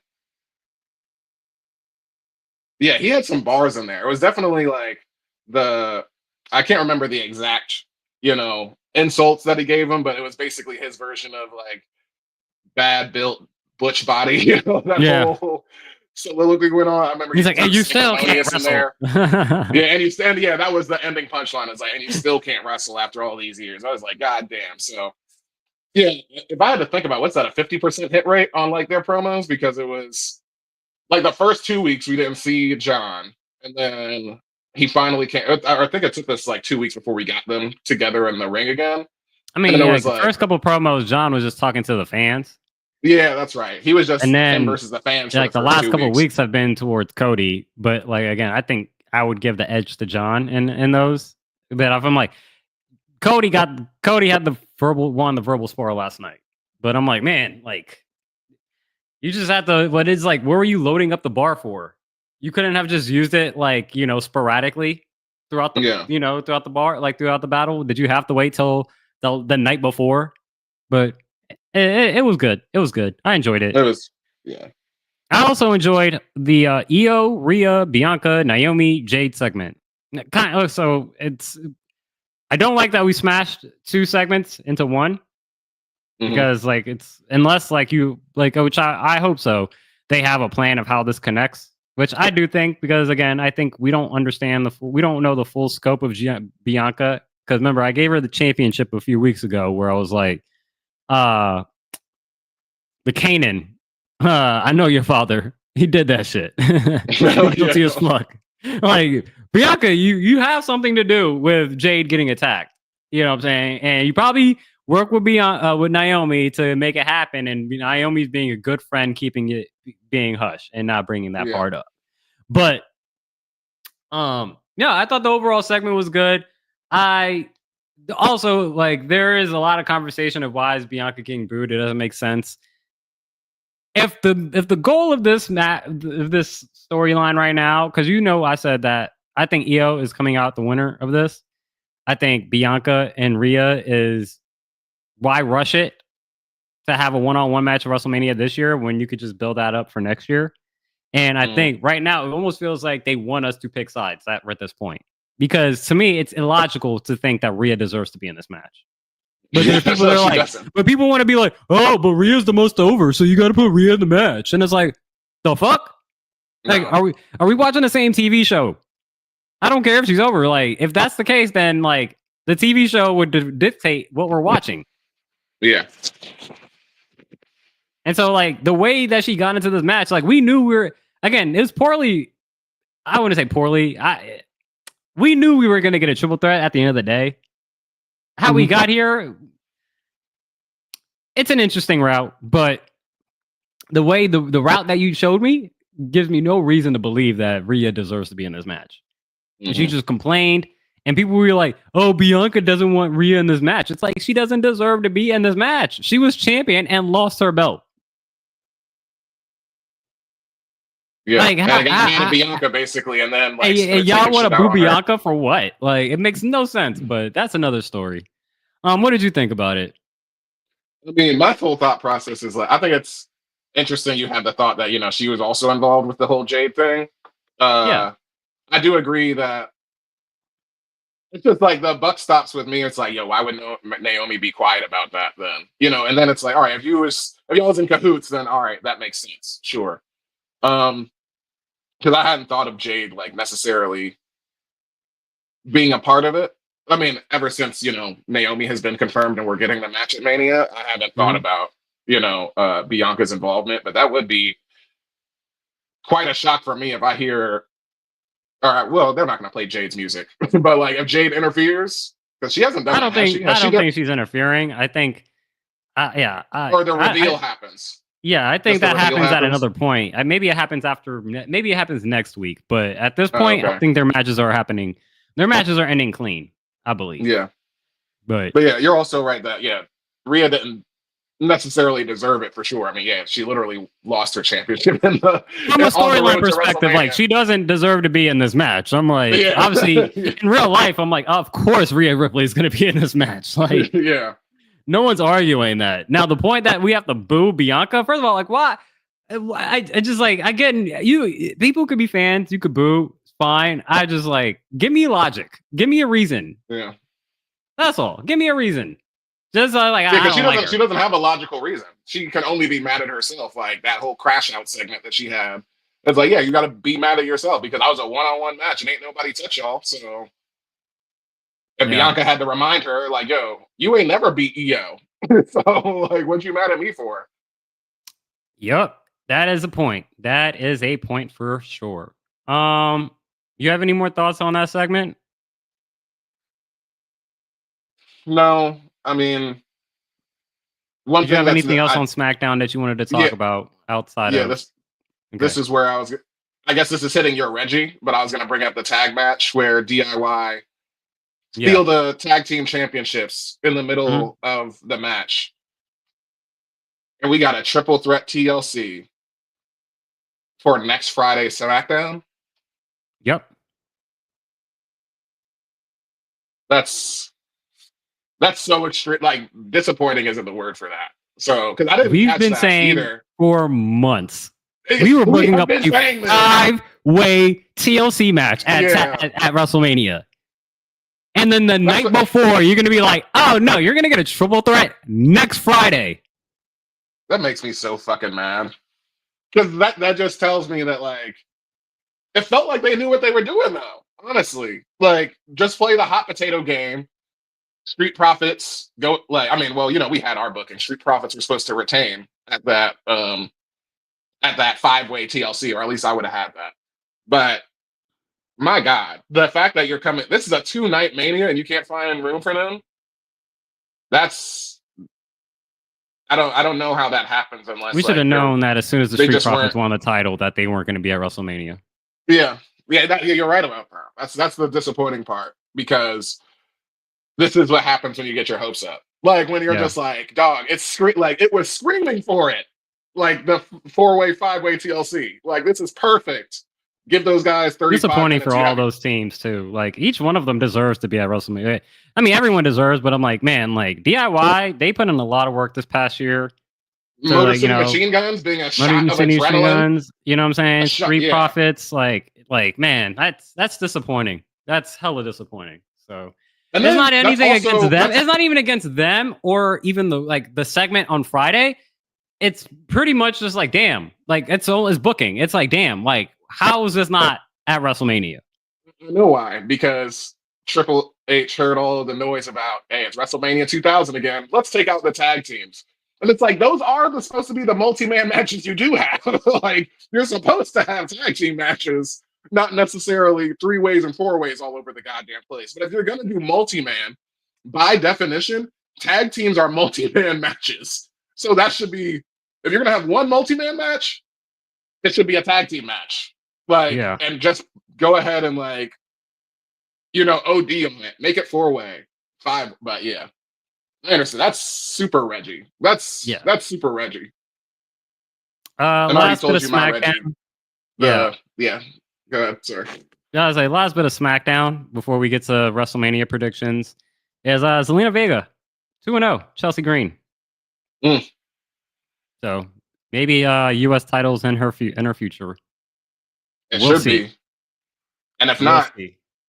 then I'm sure her husband will make sure that it is when he in the middle of their Debuts. match, the title match, the lights are gonna go out because that's his signature, and he's gonna fucking black mass the shit out of Chelsea Green. Like, that's my booking. Like, just have him come back and kick fucking Chelsea's head off her shoulders, dog. Like, and then bang, immediately we care about Alistair. He's back, and we know that Zelina's a heel now. Like, Yeah. which is funny because I wonder what Chelsea like the is a secret heel. what was it, the secret Hervis? Yeah, the secret Like, Hervis. Yeah, Yeah, like they need to do something about Aleister Black. Like they can't yeah, just be letting kick their president. exactly. And we know, hey, you just saw the What We Watching girls, watch Chelsea and Penta. So you know what I'm saying? She's all about it. Yeah, Or the normies, yeah. You just hey, she's all about that male or the intergender match thing. So I think she'd be all for it. for sure. For sure. All right. We're finally here. After weeks anticipating, talking about everything that's been happening. That 2 extra weeks. We are finally here. Today, it's WrestleMania Night 1. NXT Stand Deliver actually started 11 minutes ago. So, got to turn that on once we're done with this. But let's get on with these WrestleMania predictions. Night 1, we have 7 matches on this card. I don't know where the order is, except for we know that that Roman Reigns, CM Punk, and Seth Rollins will be closing the show. But we'll start off with the World Tag Team Championship being defended. The War Raiders, the champs, versus the New Day. Ooh, Isn't it so God. disappointing that we had like such a reaction to the New Day, like when they kicked out Big E? You know what I mean? Like that we thought that I'm like, yo, let's put the strap on fucking Xavier Woods. He wants to be a world heavyweight champion. And the fact that like from that scorching hot, like the surface of the sun temperature of heat that they got initially to where we're at now is super disappointing. Even with that being said, I think Trips is going to try and validate, the whole heel turn them and have them still win. Granted, you could have maybe we'll always hold out hope for Big E, because this is where I would have my first level of shenanigans, if there is one.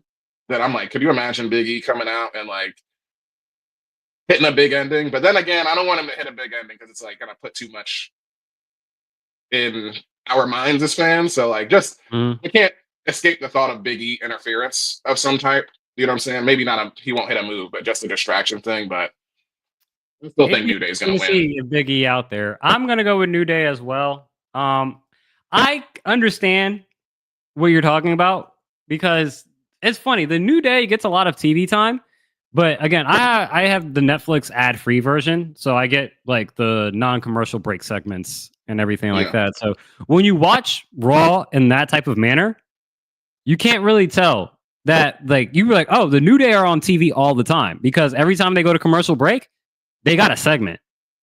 And so they're on TV, but if you don't pay, if you don't pay for the ad-free version, you would not feel like it. You would just think like, okay, yeah, you might see them come out for a match, but they have been used, I feel, the most during those TV breaks. Yeah. And so maybe that hasn't helped them the best because they kind of get TV time, but they kind of don't. But I agree with you. I think the New Day wins the titles. The Big E interference would be interesting. But we talked about it like, hey, Big E could always come in and be a heel manager for them. So maybe now's the time you kick that off. Yeah. Like he said before, he's like, I'll watch your backs forever until you recognize who you are. And it's like, maybe he comes around. That'd be even more interesting. Now, this next match, we have an asterisk on it. Okay. Rey Mysterio apparently got injured last night during during LWO versus American Alpha. And so he was being carried to the back. He couldn't put any pressure on his leg, it looked like what people were saying. And so I don't know if we're gonna this match is happening. Is it gonna be Rey Mysterio? or is it going to be Ray Phoenix, or is it going to be Dragon Lee versus El Yeah. Grande? But I'm gonna go El Grande. Yeah. It's funny because I would have had Ray winning if he hadn't gotten injured, like you just said. So it's like Yeah. if he's being replaced, then yeah, I would have El Grande winning. Just keep the heat because El Grande has stood tall the last 2-3 weeks or however long since he's been appearing, and he's definitely not Chad Gable. So that's where I would Definitely not I would Chad definitely Gable. have I would have Ray unmasking him, but yeah, we both go in El Grande. Yeah, I'm gonna go El Grande. Even without the Ray, I think why do this? Are we really just gonna just do this for now? I mean, if you're gonna do it, just do it. Like make Yeah. the segment last longer. You know what I'm saying? Like carry I some can't weight. spell. I started spelling Gardner and shit. I spell Grande. There we go. Okay. Yeah, I said, yeah, I think you could probably run this a little bit longer. It's not my most favorite thing of Chad Gable's ever done, but I think they're gonna continue with it a little bit further. And I think again, maybe I don't know if this is a work of the Rey Mysterio stuff or if that's an actual shoot. Either way, maybe there's an opportunity to kind of again get back to that, I guess, loose storyline of Rey Mysterio not being the best decision maker. Yeah. Because again, this happened last year. He had a choice between Carlito and anybody else in the LWO. And he put Dragon Lee to be his partner at WrestleMania. It's like, bro, how do you do that? Yeah. Like, what is the point of bringing Carlito back if you're just going to pass him up for Dragon Lee, who you just met like 2 weeks ago?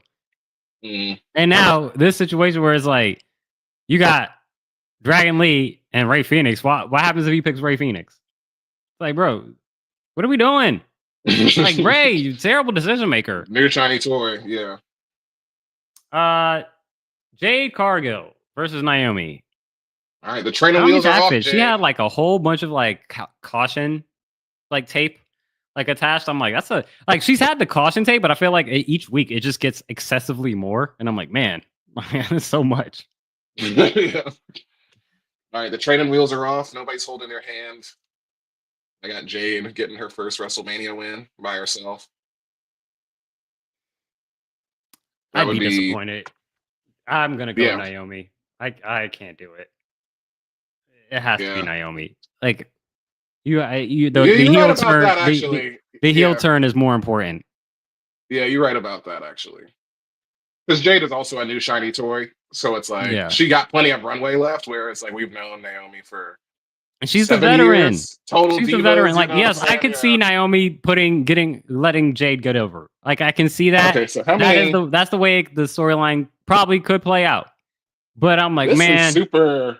It's funny because I just looked at the rest of this like night one card, and I'm like, damn, like we do actually got a whole lot of, or I will have a lot of heavy heel wins. You're right about that because we didn't spend like literally the whole past year like why the fuck did you come back from TNA? You know what I'm saying? Like, and I just like forgot that it's like Jade, she got plenty of time. I hope that because we should be seeing like Jade versus Charlotte and Jade versus Bianca and some of her WrestleManias coming up. I would definitely expect that.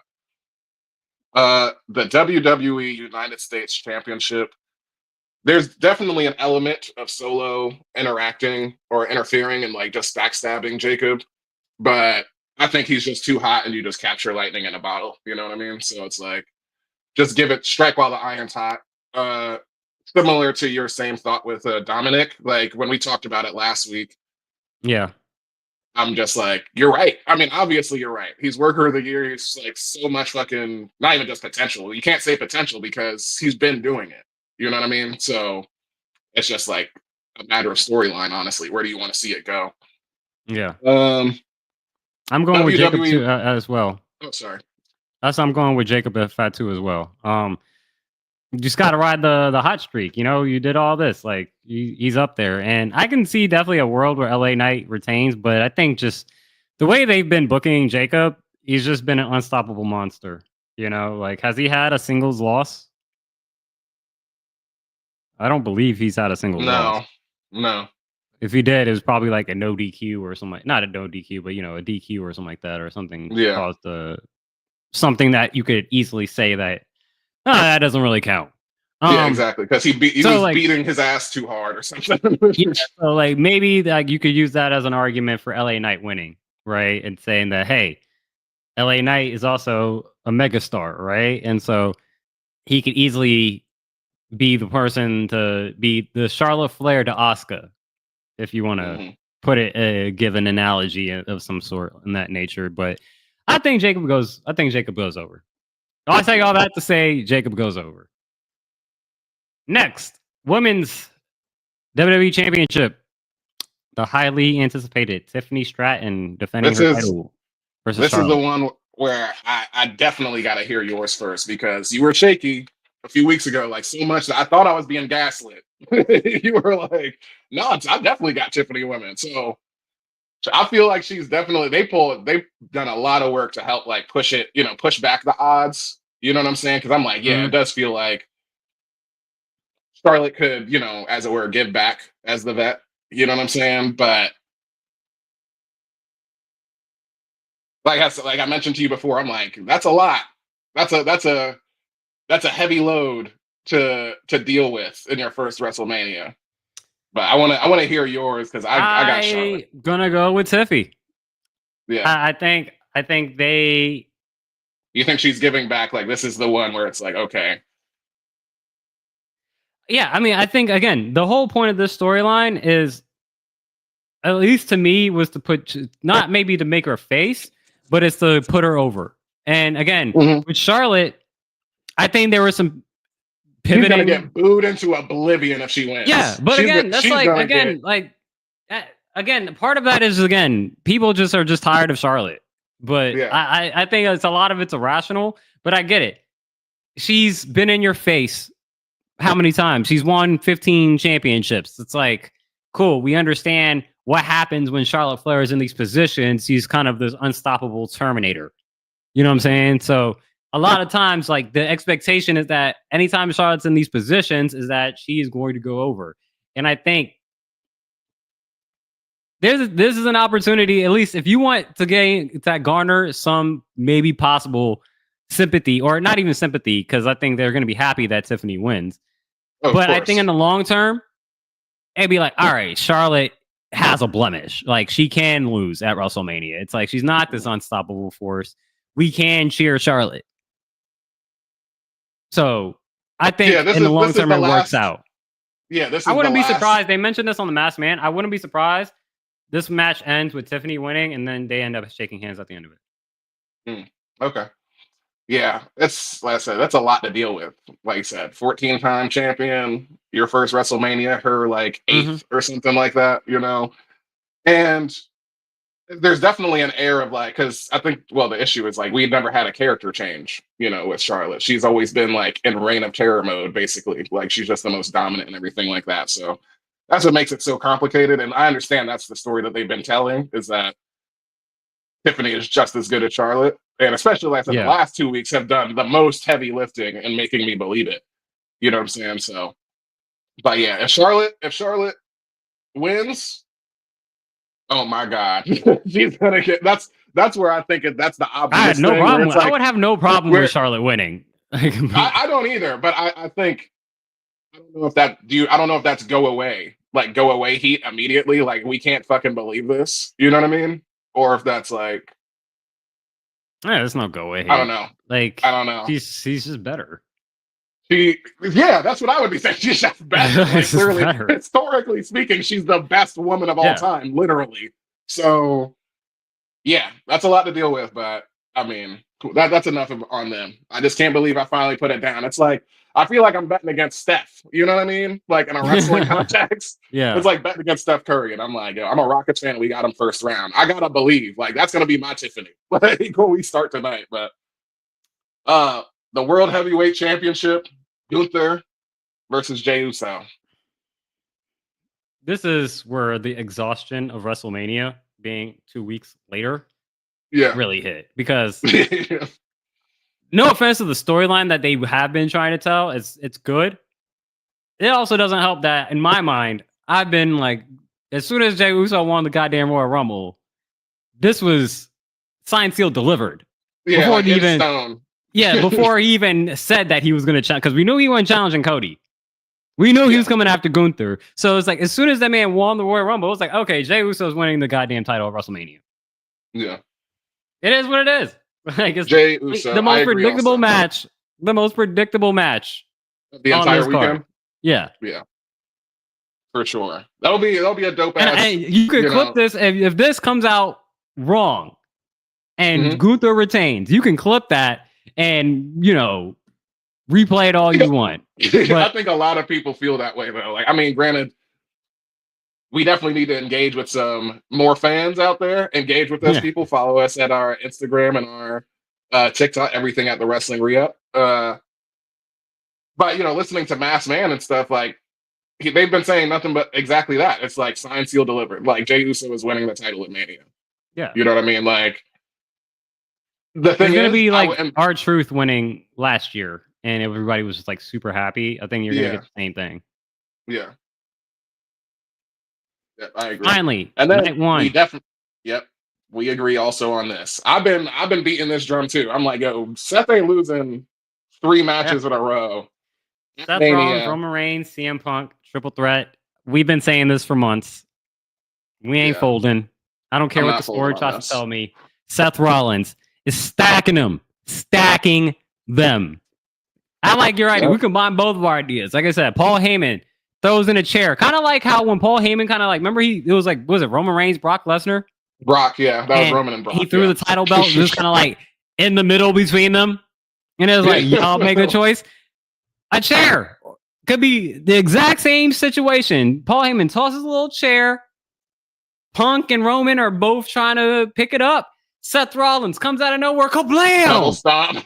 Double stop. On both of them bitch ass. Stack them. Yeah. Stack them. Put that little twerp CM Punk on top of Roman Reigns, wannabe ass Rock. And 1, 2, 3.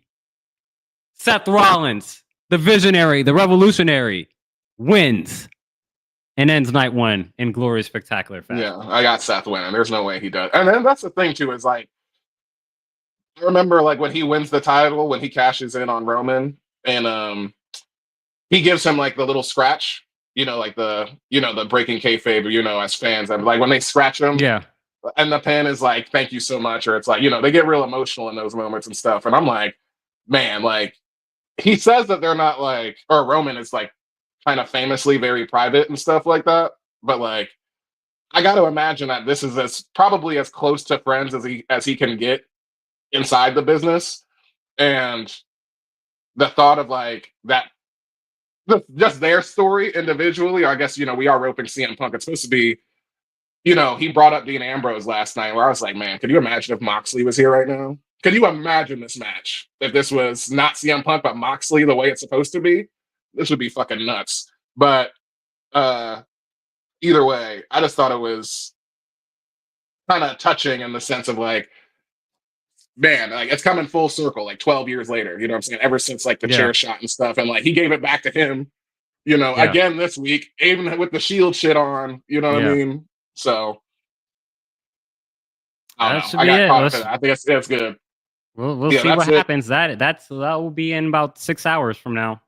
So we're just looking towards the women's championship match tonight because we're in agreement everywhere else. I mean, as far as like to see what who wins, that's what I mean. Who wins the point? Yeah, it's that's Tiffany versus Charlotte. As far as what am I anticipating the most tonight is obviously Seth, Roman, and Punk. I think the second would be Tiffany, Charlotte. Then I go Jade, Naomi.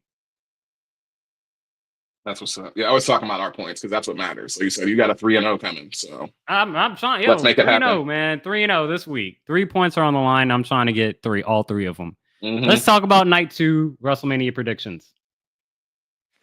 So this would be the third point that's up, and we have 7 matches on this card as well.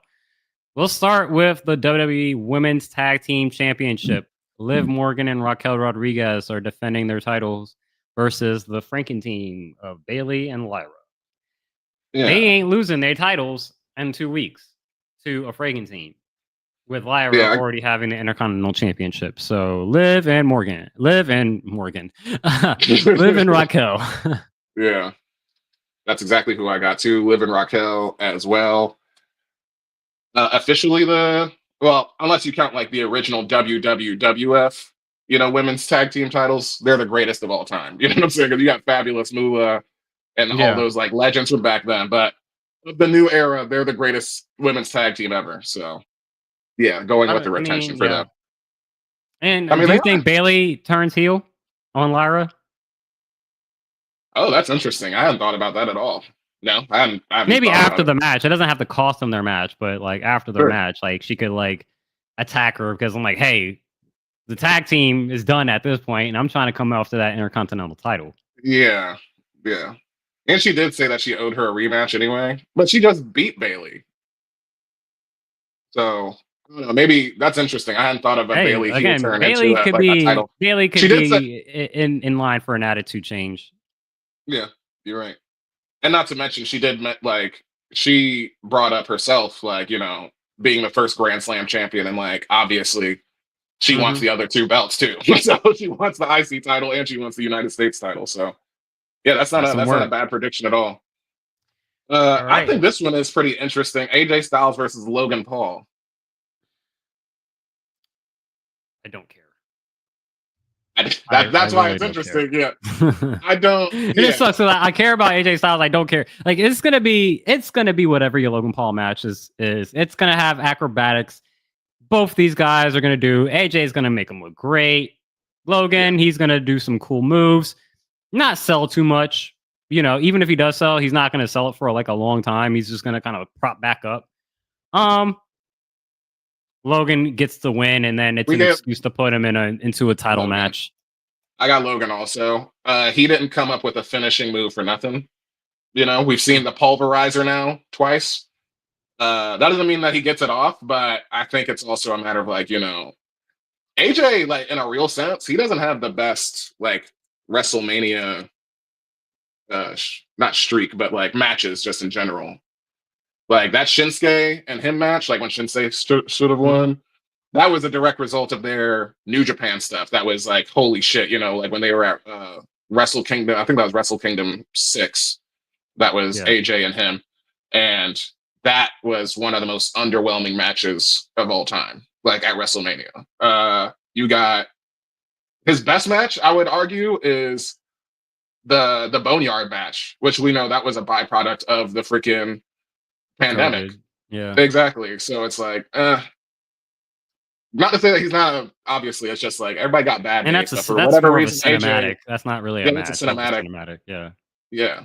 But he doesn't have the best record. Hey, I mean, like I said, there's an opportunity for him to get that in this match. Yeah, at least like high spots and grabbing people's attention and whatnot. But I think this will get Logan an excuse to be like, oh, I deserve to just immediately jump to the top of the card and get a title match against Jey Uso.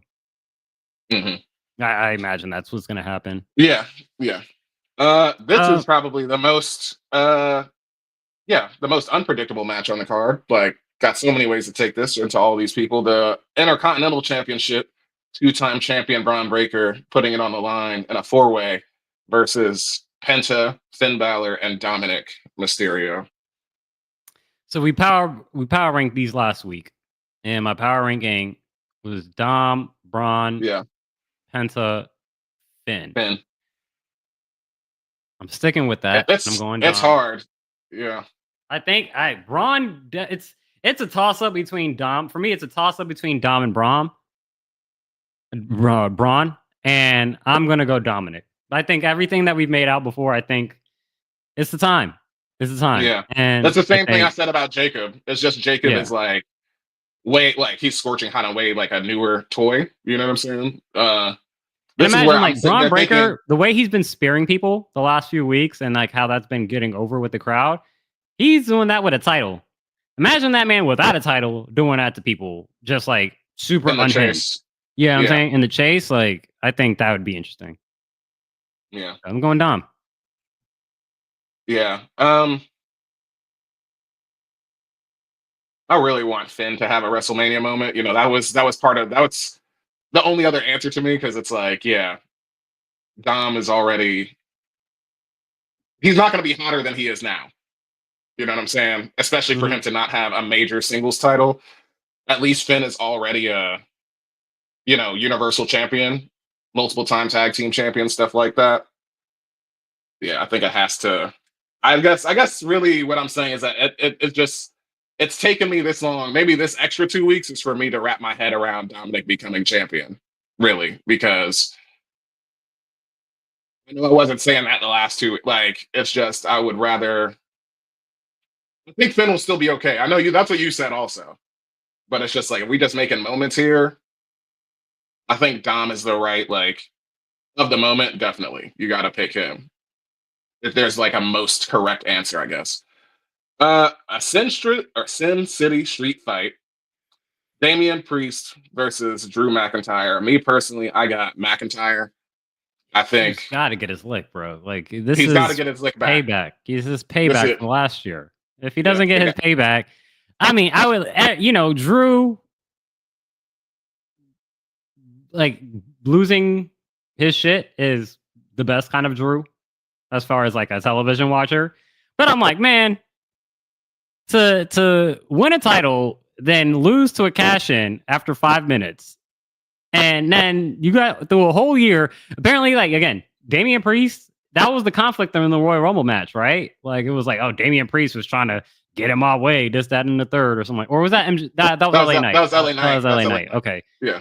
Sorry, I'm putting LA Knight's problems on Damian Priest, but nonetheless, Drew's got to get his leg back, and if he doesn't, like, again, I think it'd be entertaining TV, but like, damn, like, from a real life perspective, as like what Drew has done for like the last, not only last year, last like few years, give this man a win, please. That's what's funny, because you got to think about what's Drew's story been for the last year. It's his, like I said, if we're talking about WrestleMania, it's chapters, right? So the way that this started off was he was champion for 4 fucking minutes, like in the middle of bragging. But we got to remember, he actually did win. And it's like, I'm bringing this up now because I'm like just trying to think of like what's the actually like what's the biggest benefit? What's the biggest benefit you can get out of this match? And I'm like, I still believe Drew's gonna win, but for Drew to lose, I think that would be almost, in a sense, saying the last year it's all been your fault. Like, you've been complaining about CM Punk and me and shit. It's like, yo, you're part of this business. You know what a Money in the Bank briefcase does. It's unfortunate I had to cash it on you, but I'm out here getting the mine. You know what I'm saying? So it's like, I still believe he's getting his lick back, but I'm just saying that would be, Damian's. Yeah, like I said, I can see a world where Drew McIntyre loses this match, but I'm not picking him to lose this match. He's got to get his lick. Yeah, he's got to get his lick back. Yeah, I think if Damian, I'd say the biggest benefit though, is if Damian wins, because just like we were saying, it doesn't necessarily feel like he's a heavyweight or a title guy, where Drew can just step in any title picture and it feels appropriate. That's going to do him the biggest favor. It's like, that's going to help get Damian over that much more on SmackDown, at least, because they're both on SmackDown now too. So you need to establish that, I guess. Randy versus TBD. You have thoughts for this? So he said he was going to have an open challenge, and I don't know. People have been saying Nick Aldis. Yeah. I don't know. I really don't know. People maybe say Stone Cold. I don't think Stone Cold. Yeah. Stone Cold was apparently on like Pat McAfee show and said like, I'm not at WrestleMania, but that's like Andrew Garfield saying I'm not in Spider-Man No Way Home. Yeah, exactly. Like who knows? You know what I'm saying? Regardless, I mean, do I have to know who the opponent is? No, I'm picking Randy. Randy? Okay. I was thinking, yeah. Because the only person that came to my mind, Sammy. Okay. Yeah, that would be a great one. Because the only people that came to my mind was Brock, which, Brock, that's a fucking shot in the dark. You know what I'm saying? Yeah. If they ever feel comfortable with him again. Ray Phoenix, brand new toy. Ray Phoenix but I might think, be facing what's his face. So I also think that's obviously Grande. below. Yeah, below. Oh, you say he might be. Yeah, he might be. Yeah. But that would also feel below Randy. You know, at least as far as like the yeah. rankings. You know what I mean? It's like, all right, yeah, Ray Phoenix just got here and stuff, and you would still pick Randy in that match. So yeah, it's hard. I Maybe look it's forward Aleister to. Black. Maybe I it's would say Alistair, Rusev. but they just said there you go. It's Rusev. It's Rusev. It has to be him because Aleister Black just last night on SmackDown. I said when Zelina was in her match, it was flashing again, and it said 425, which is next Friday. Okay. So that would be calling Alistair up a week early, if anything. But yeah, you just nailed it. It's Rusev. That's I think it's either Rusev or Sammy. Sammy's healthy, right? Why was he off TV? I forget why he was off TV. Because freaking Kevin Owens broke him in half. Yeah, right. That's why. Yeah, that was Royal Rumble. Their unsanctioned match. Yeah, because the ladder, Kevin being put through the ladder with the Alabama Slam. That was what, Elimination Chamber. That's Cody. Yeah, that was Cody at Elimination Chamber. Yeah. Okay. That's okay. Yeah. So maybe, but like, the only reason Sammy would be in that match is to get like, he doesn't have a problem with Randy. It's just like, hey, I want to be in a WrestleMania match. Like, I don't know. Maybe Rusev. If I had to pick between the two, I'd probably say Rusev, because at least you can go somewhere with that. Yeah, exactly. But I'm going Randy. Yeah, me too. The Women's World Championship triple threat, Io Sky champion defending against Bianca and Rhea. I've been beating my drum. Our 4 listeners have been telling me that they know. We get it, Moody.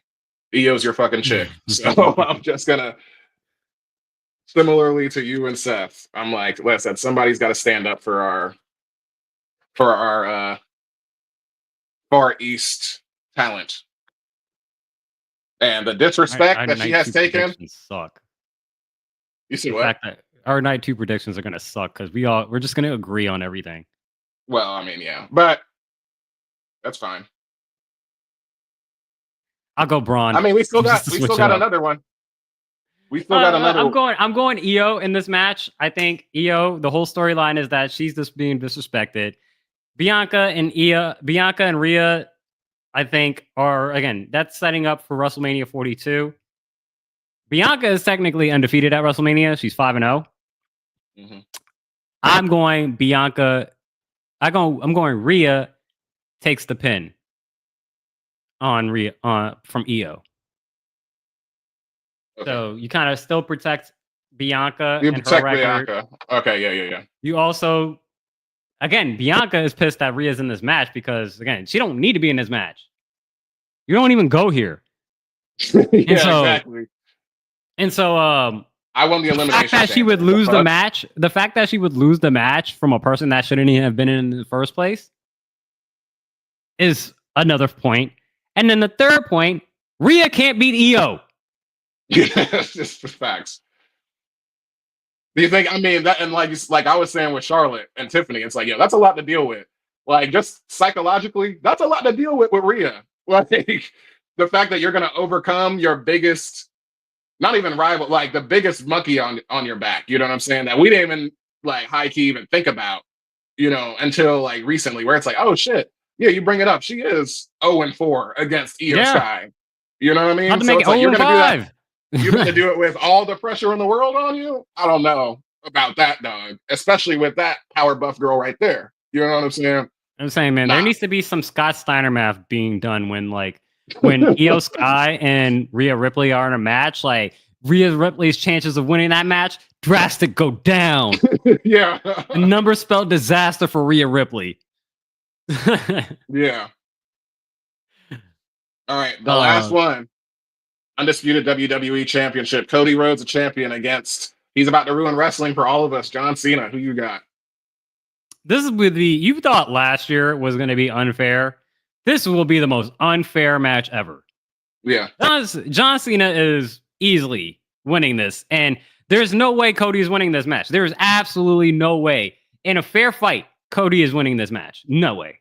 The Rock is coming out like this would be the most like you know how WrestleMania 17 ended when like Rock and Austin Vince was helping Austin the entire time and they were just like, here's the bell, here's the chair, we'll hold him up. Like it would be exactly that. He's going to get his ass whooped. There's no way Cody's coming out of this as a champion. So it's unfortunate that I felt like this was a zag, honestly, just because obviously Cena has been saying fuck us for like the longest time, and now he's just now directing it towards Cody. And like with that whole like son of a plumber, you know, mentality he still has, or well, technically grandson of a plumber, obviously, but wearing Dusty on his sleeve all the anytime you bring up his dad, you know this man starts fucking crying. But yeah. I just felt like it was so raw, like raw to the point where that was his superpower last year, where that's his weakness this year, if that makes sense.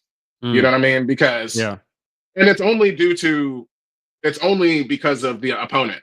It's only because last year it was, you know, Roman. He went up against that monster twice in a row, and now this year it's Cena, where Cena is the mentor and the guy that had literally absolutely everything. As we've, you know, come to learn that he was one of Cena's drivers, you know, back in the day too. So it's like, you learned everything from John Cena? Nah. And you weren't, like Cena would say, he wasn't even smart enough to know a good deal when he saw it. So yeah, like with The Rock, and we haven't seen The Rock also. We haven't seen The Rock since this has happened. Where, if anything, if there's gonna be a time for The Rock to show up and tip the scales, it would be now. It would be at WrestleMania, obviously. And you haven't seen Travis Scott either. And they've been playing his music a lot. They've been playing his music. Hey, they've been playing his music a lot. Yeah, it's right. When John Cena wins and then Fiend starts playing, right? And like they'll just start like I had to go back and look at it because I did not see like when Travis Scott punched Cody. You saw this clip, right? Like the exact like moment that it happened. Because Cody's like laying face down, or not face down, but like on the side, obviously, on his belly.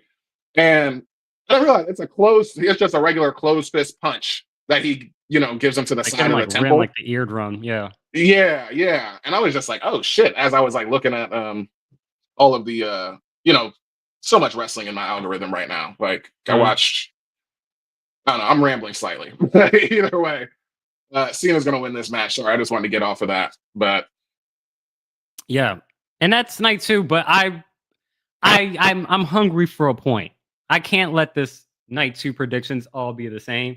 So I'm gonna flop my Dom prediction. I'm flopped. I need the point. It's one pay-per-view.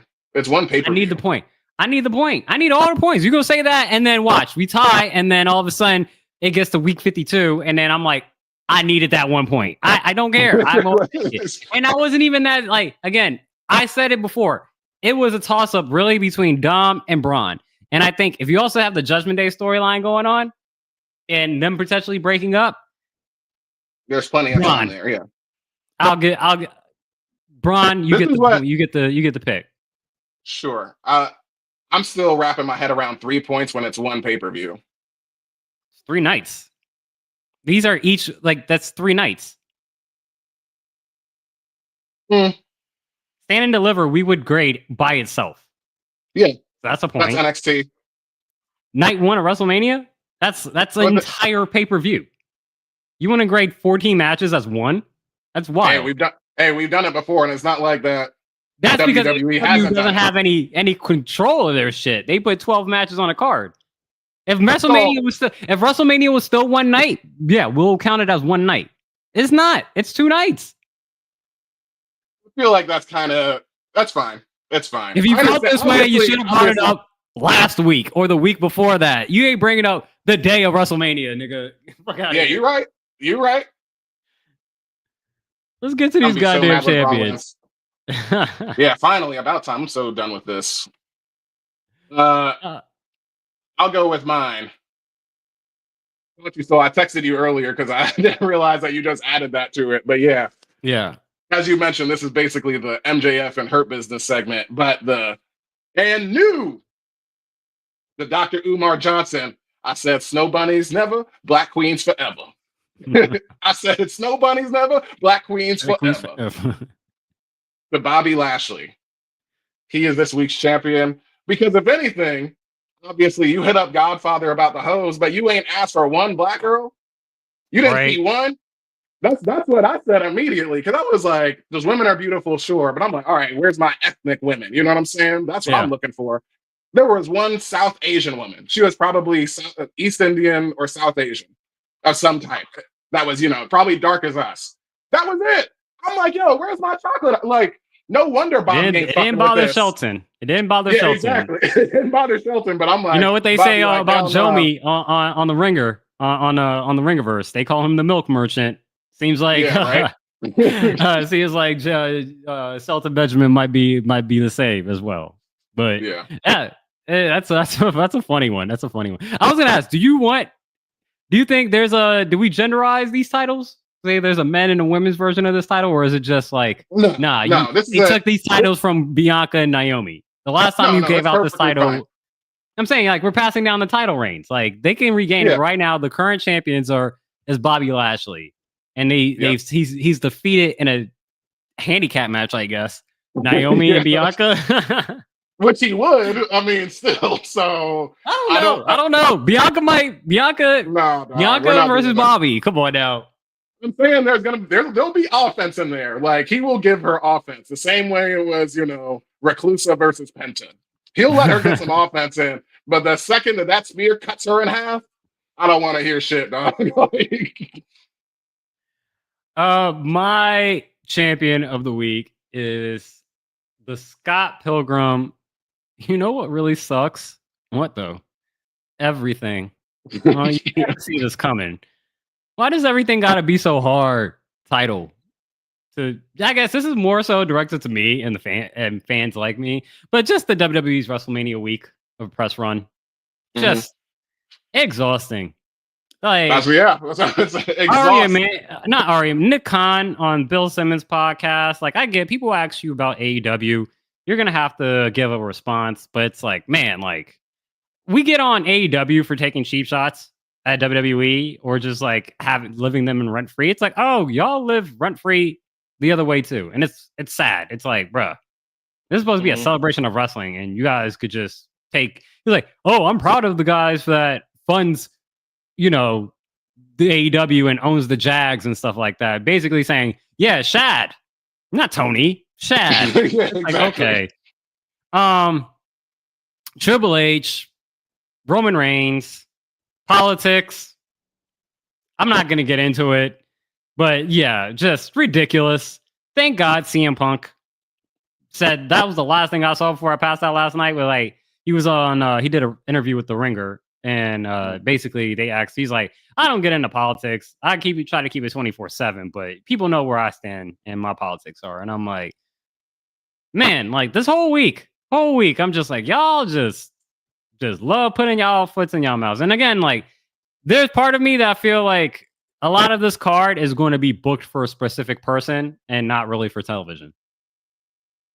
And I'm like, like, would you be surprised if Trump was at WrestleMania tonight or at any point? Oh, I wouldn't be surprised. Honestly, I would not be surprised if Roman won.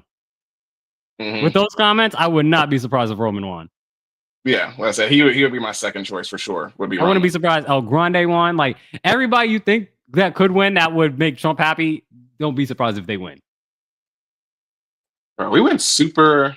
But that's my champion. I'm just like, man, Scott Pilgrim. This is more for me. It's not even WWE's press run. They could do whatever the fuck they want. I'm like, for me, I'm like, why has it got to be so hard, man? Like, obviously, we're not going to like everything. The NFL's not perfect. There's things I disagree with them, but it's like, bruh, like. The one thing you think when going to a wrestling show, it's like, man, this is a collection, a gumbo of different people from different backgrounds, all just trying to have a good time and have fun. And it's just like, yo, yeah, but there's that same time, it's like, oh yeah, we'll put on Schultz and this Heathcliff guy who says offensive stuff about Puerto Ricans and stuff. It's like, bro, what? What are we doing? Low bar. What are we doing?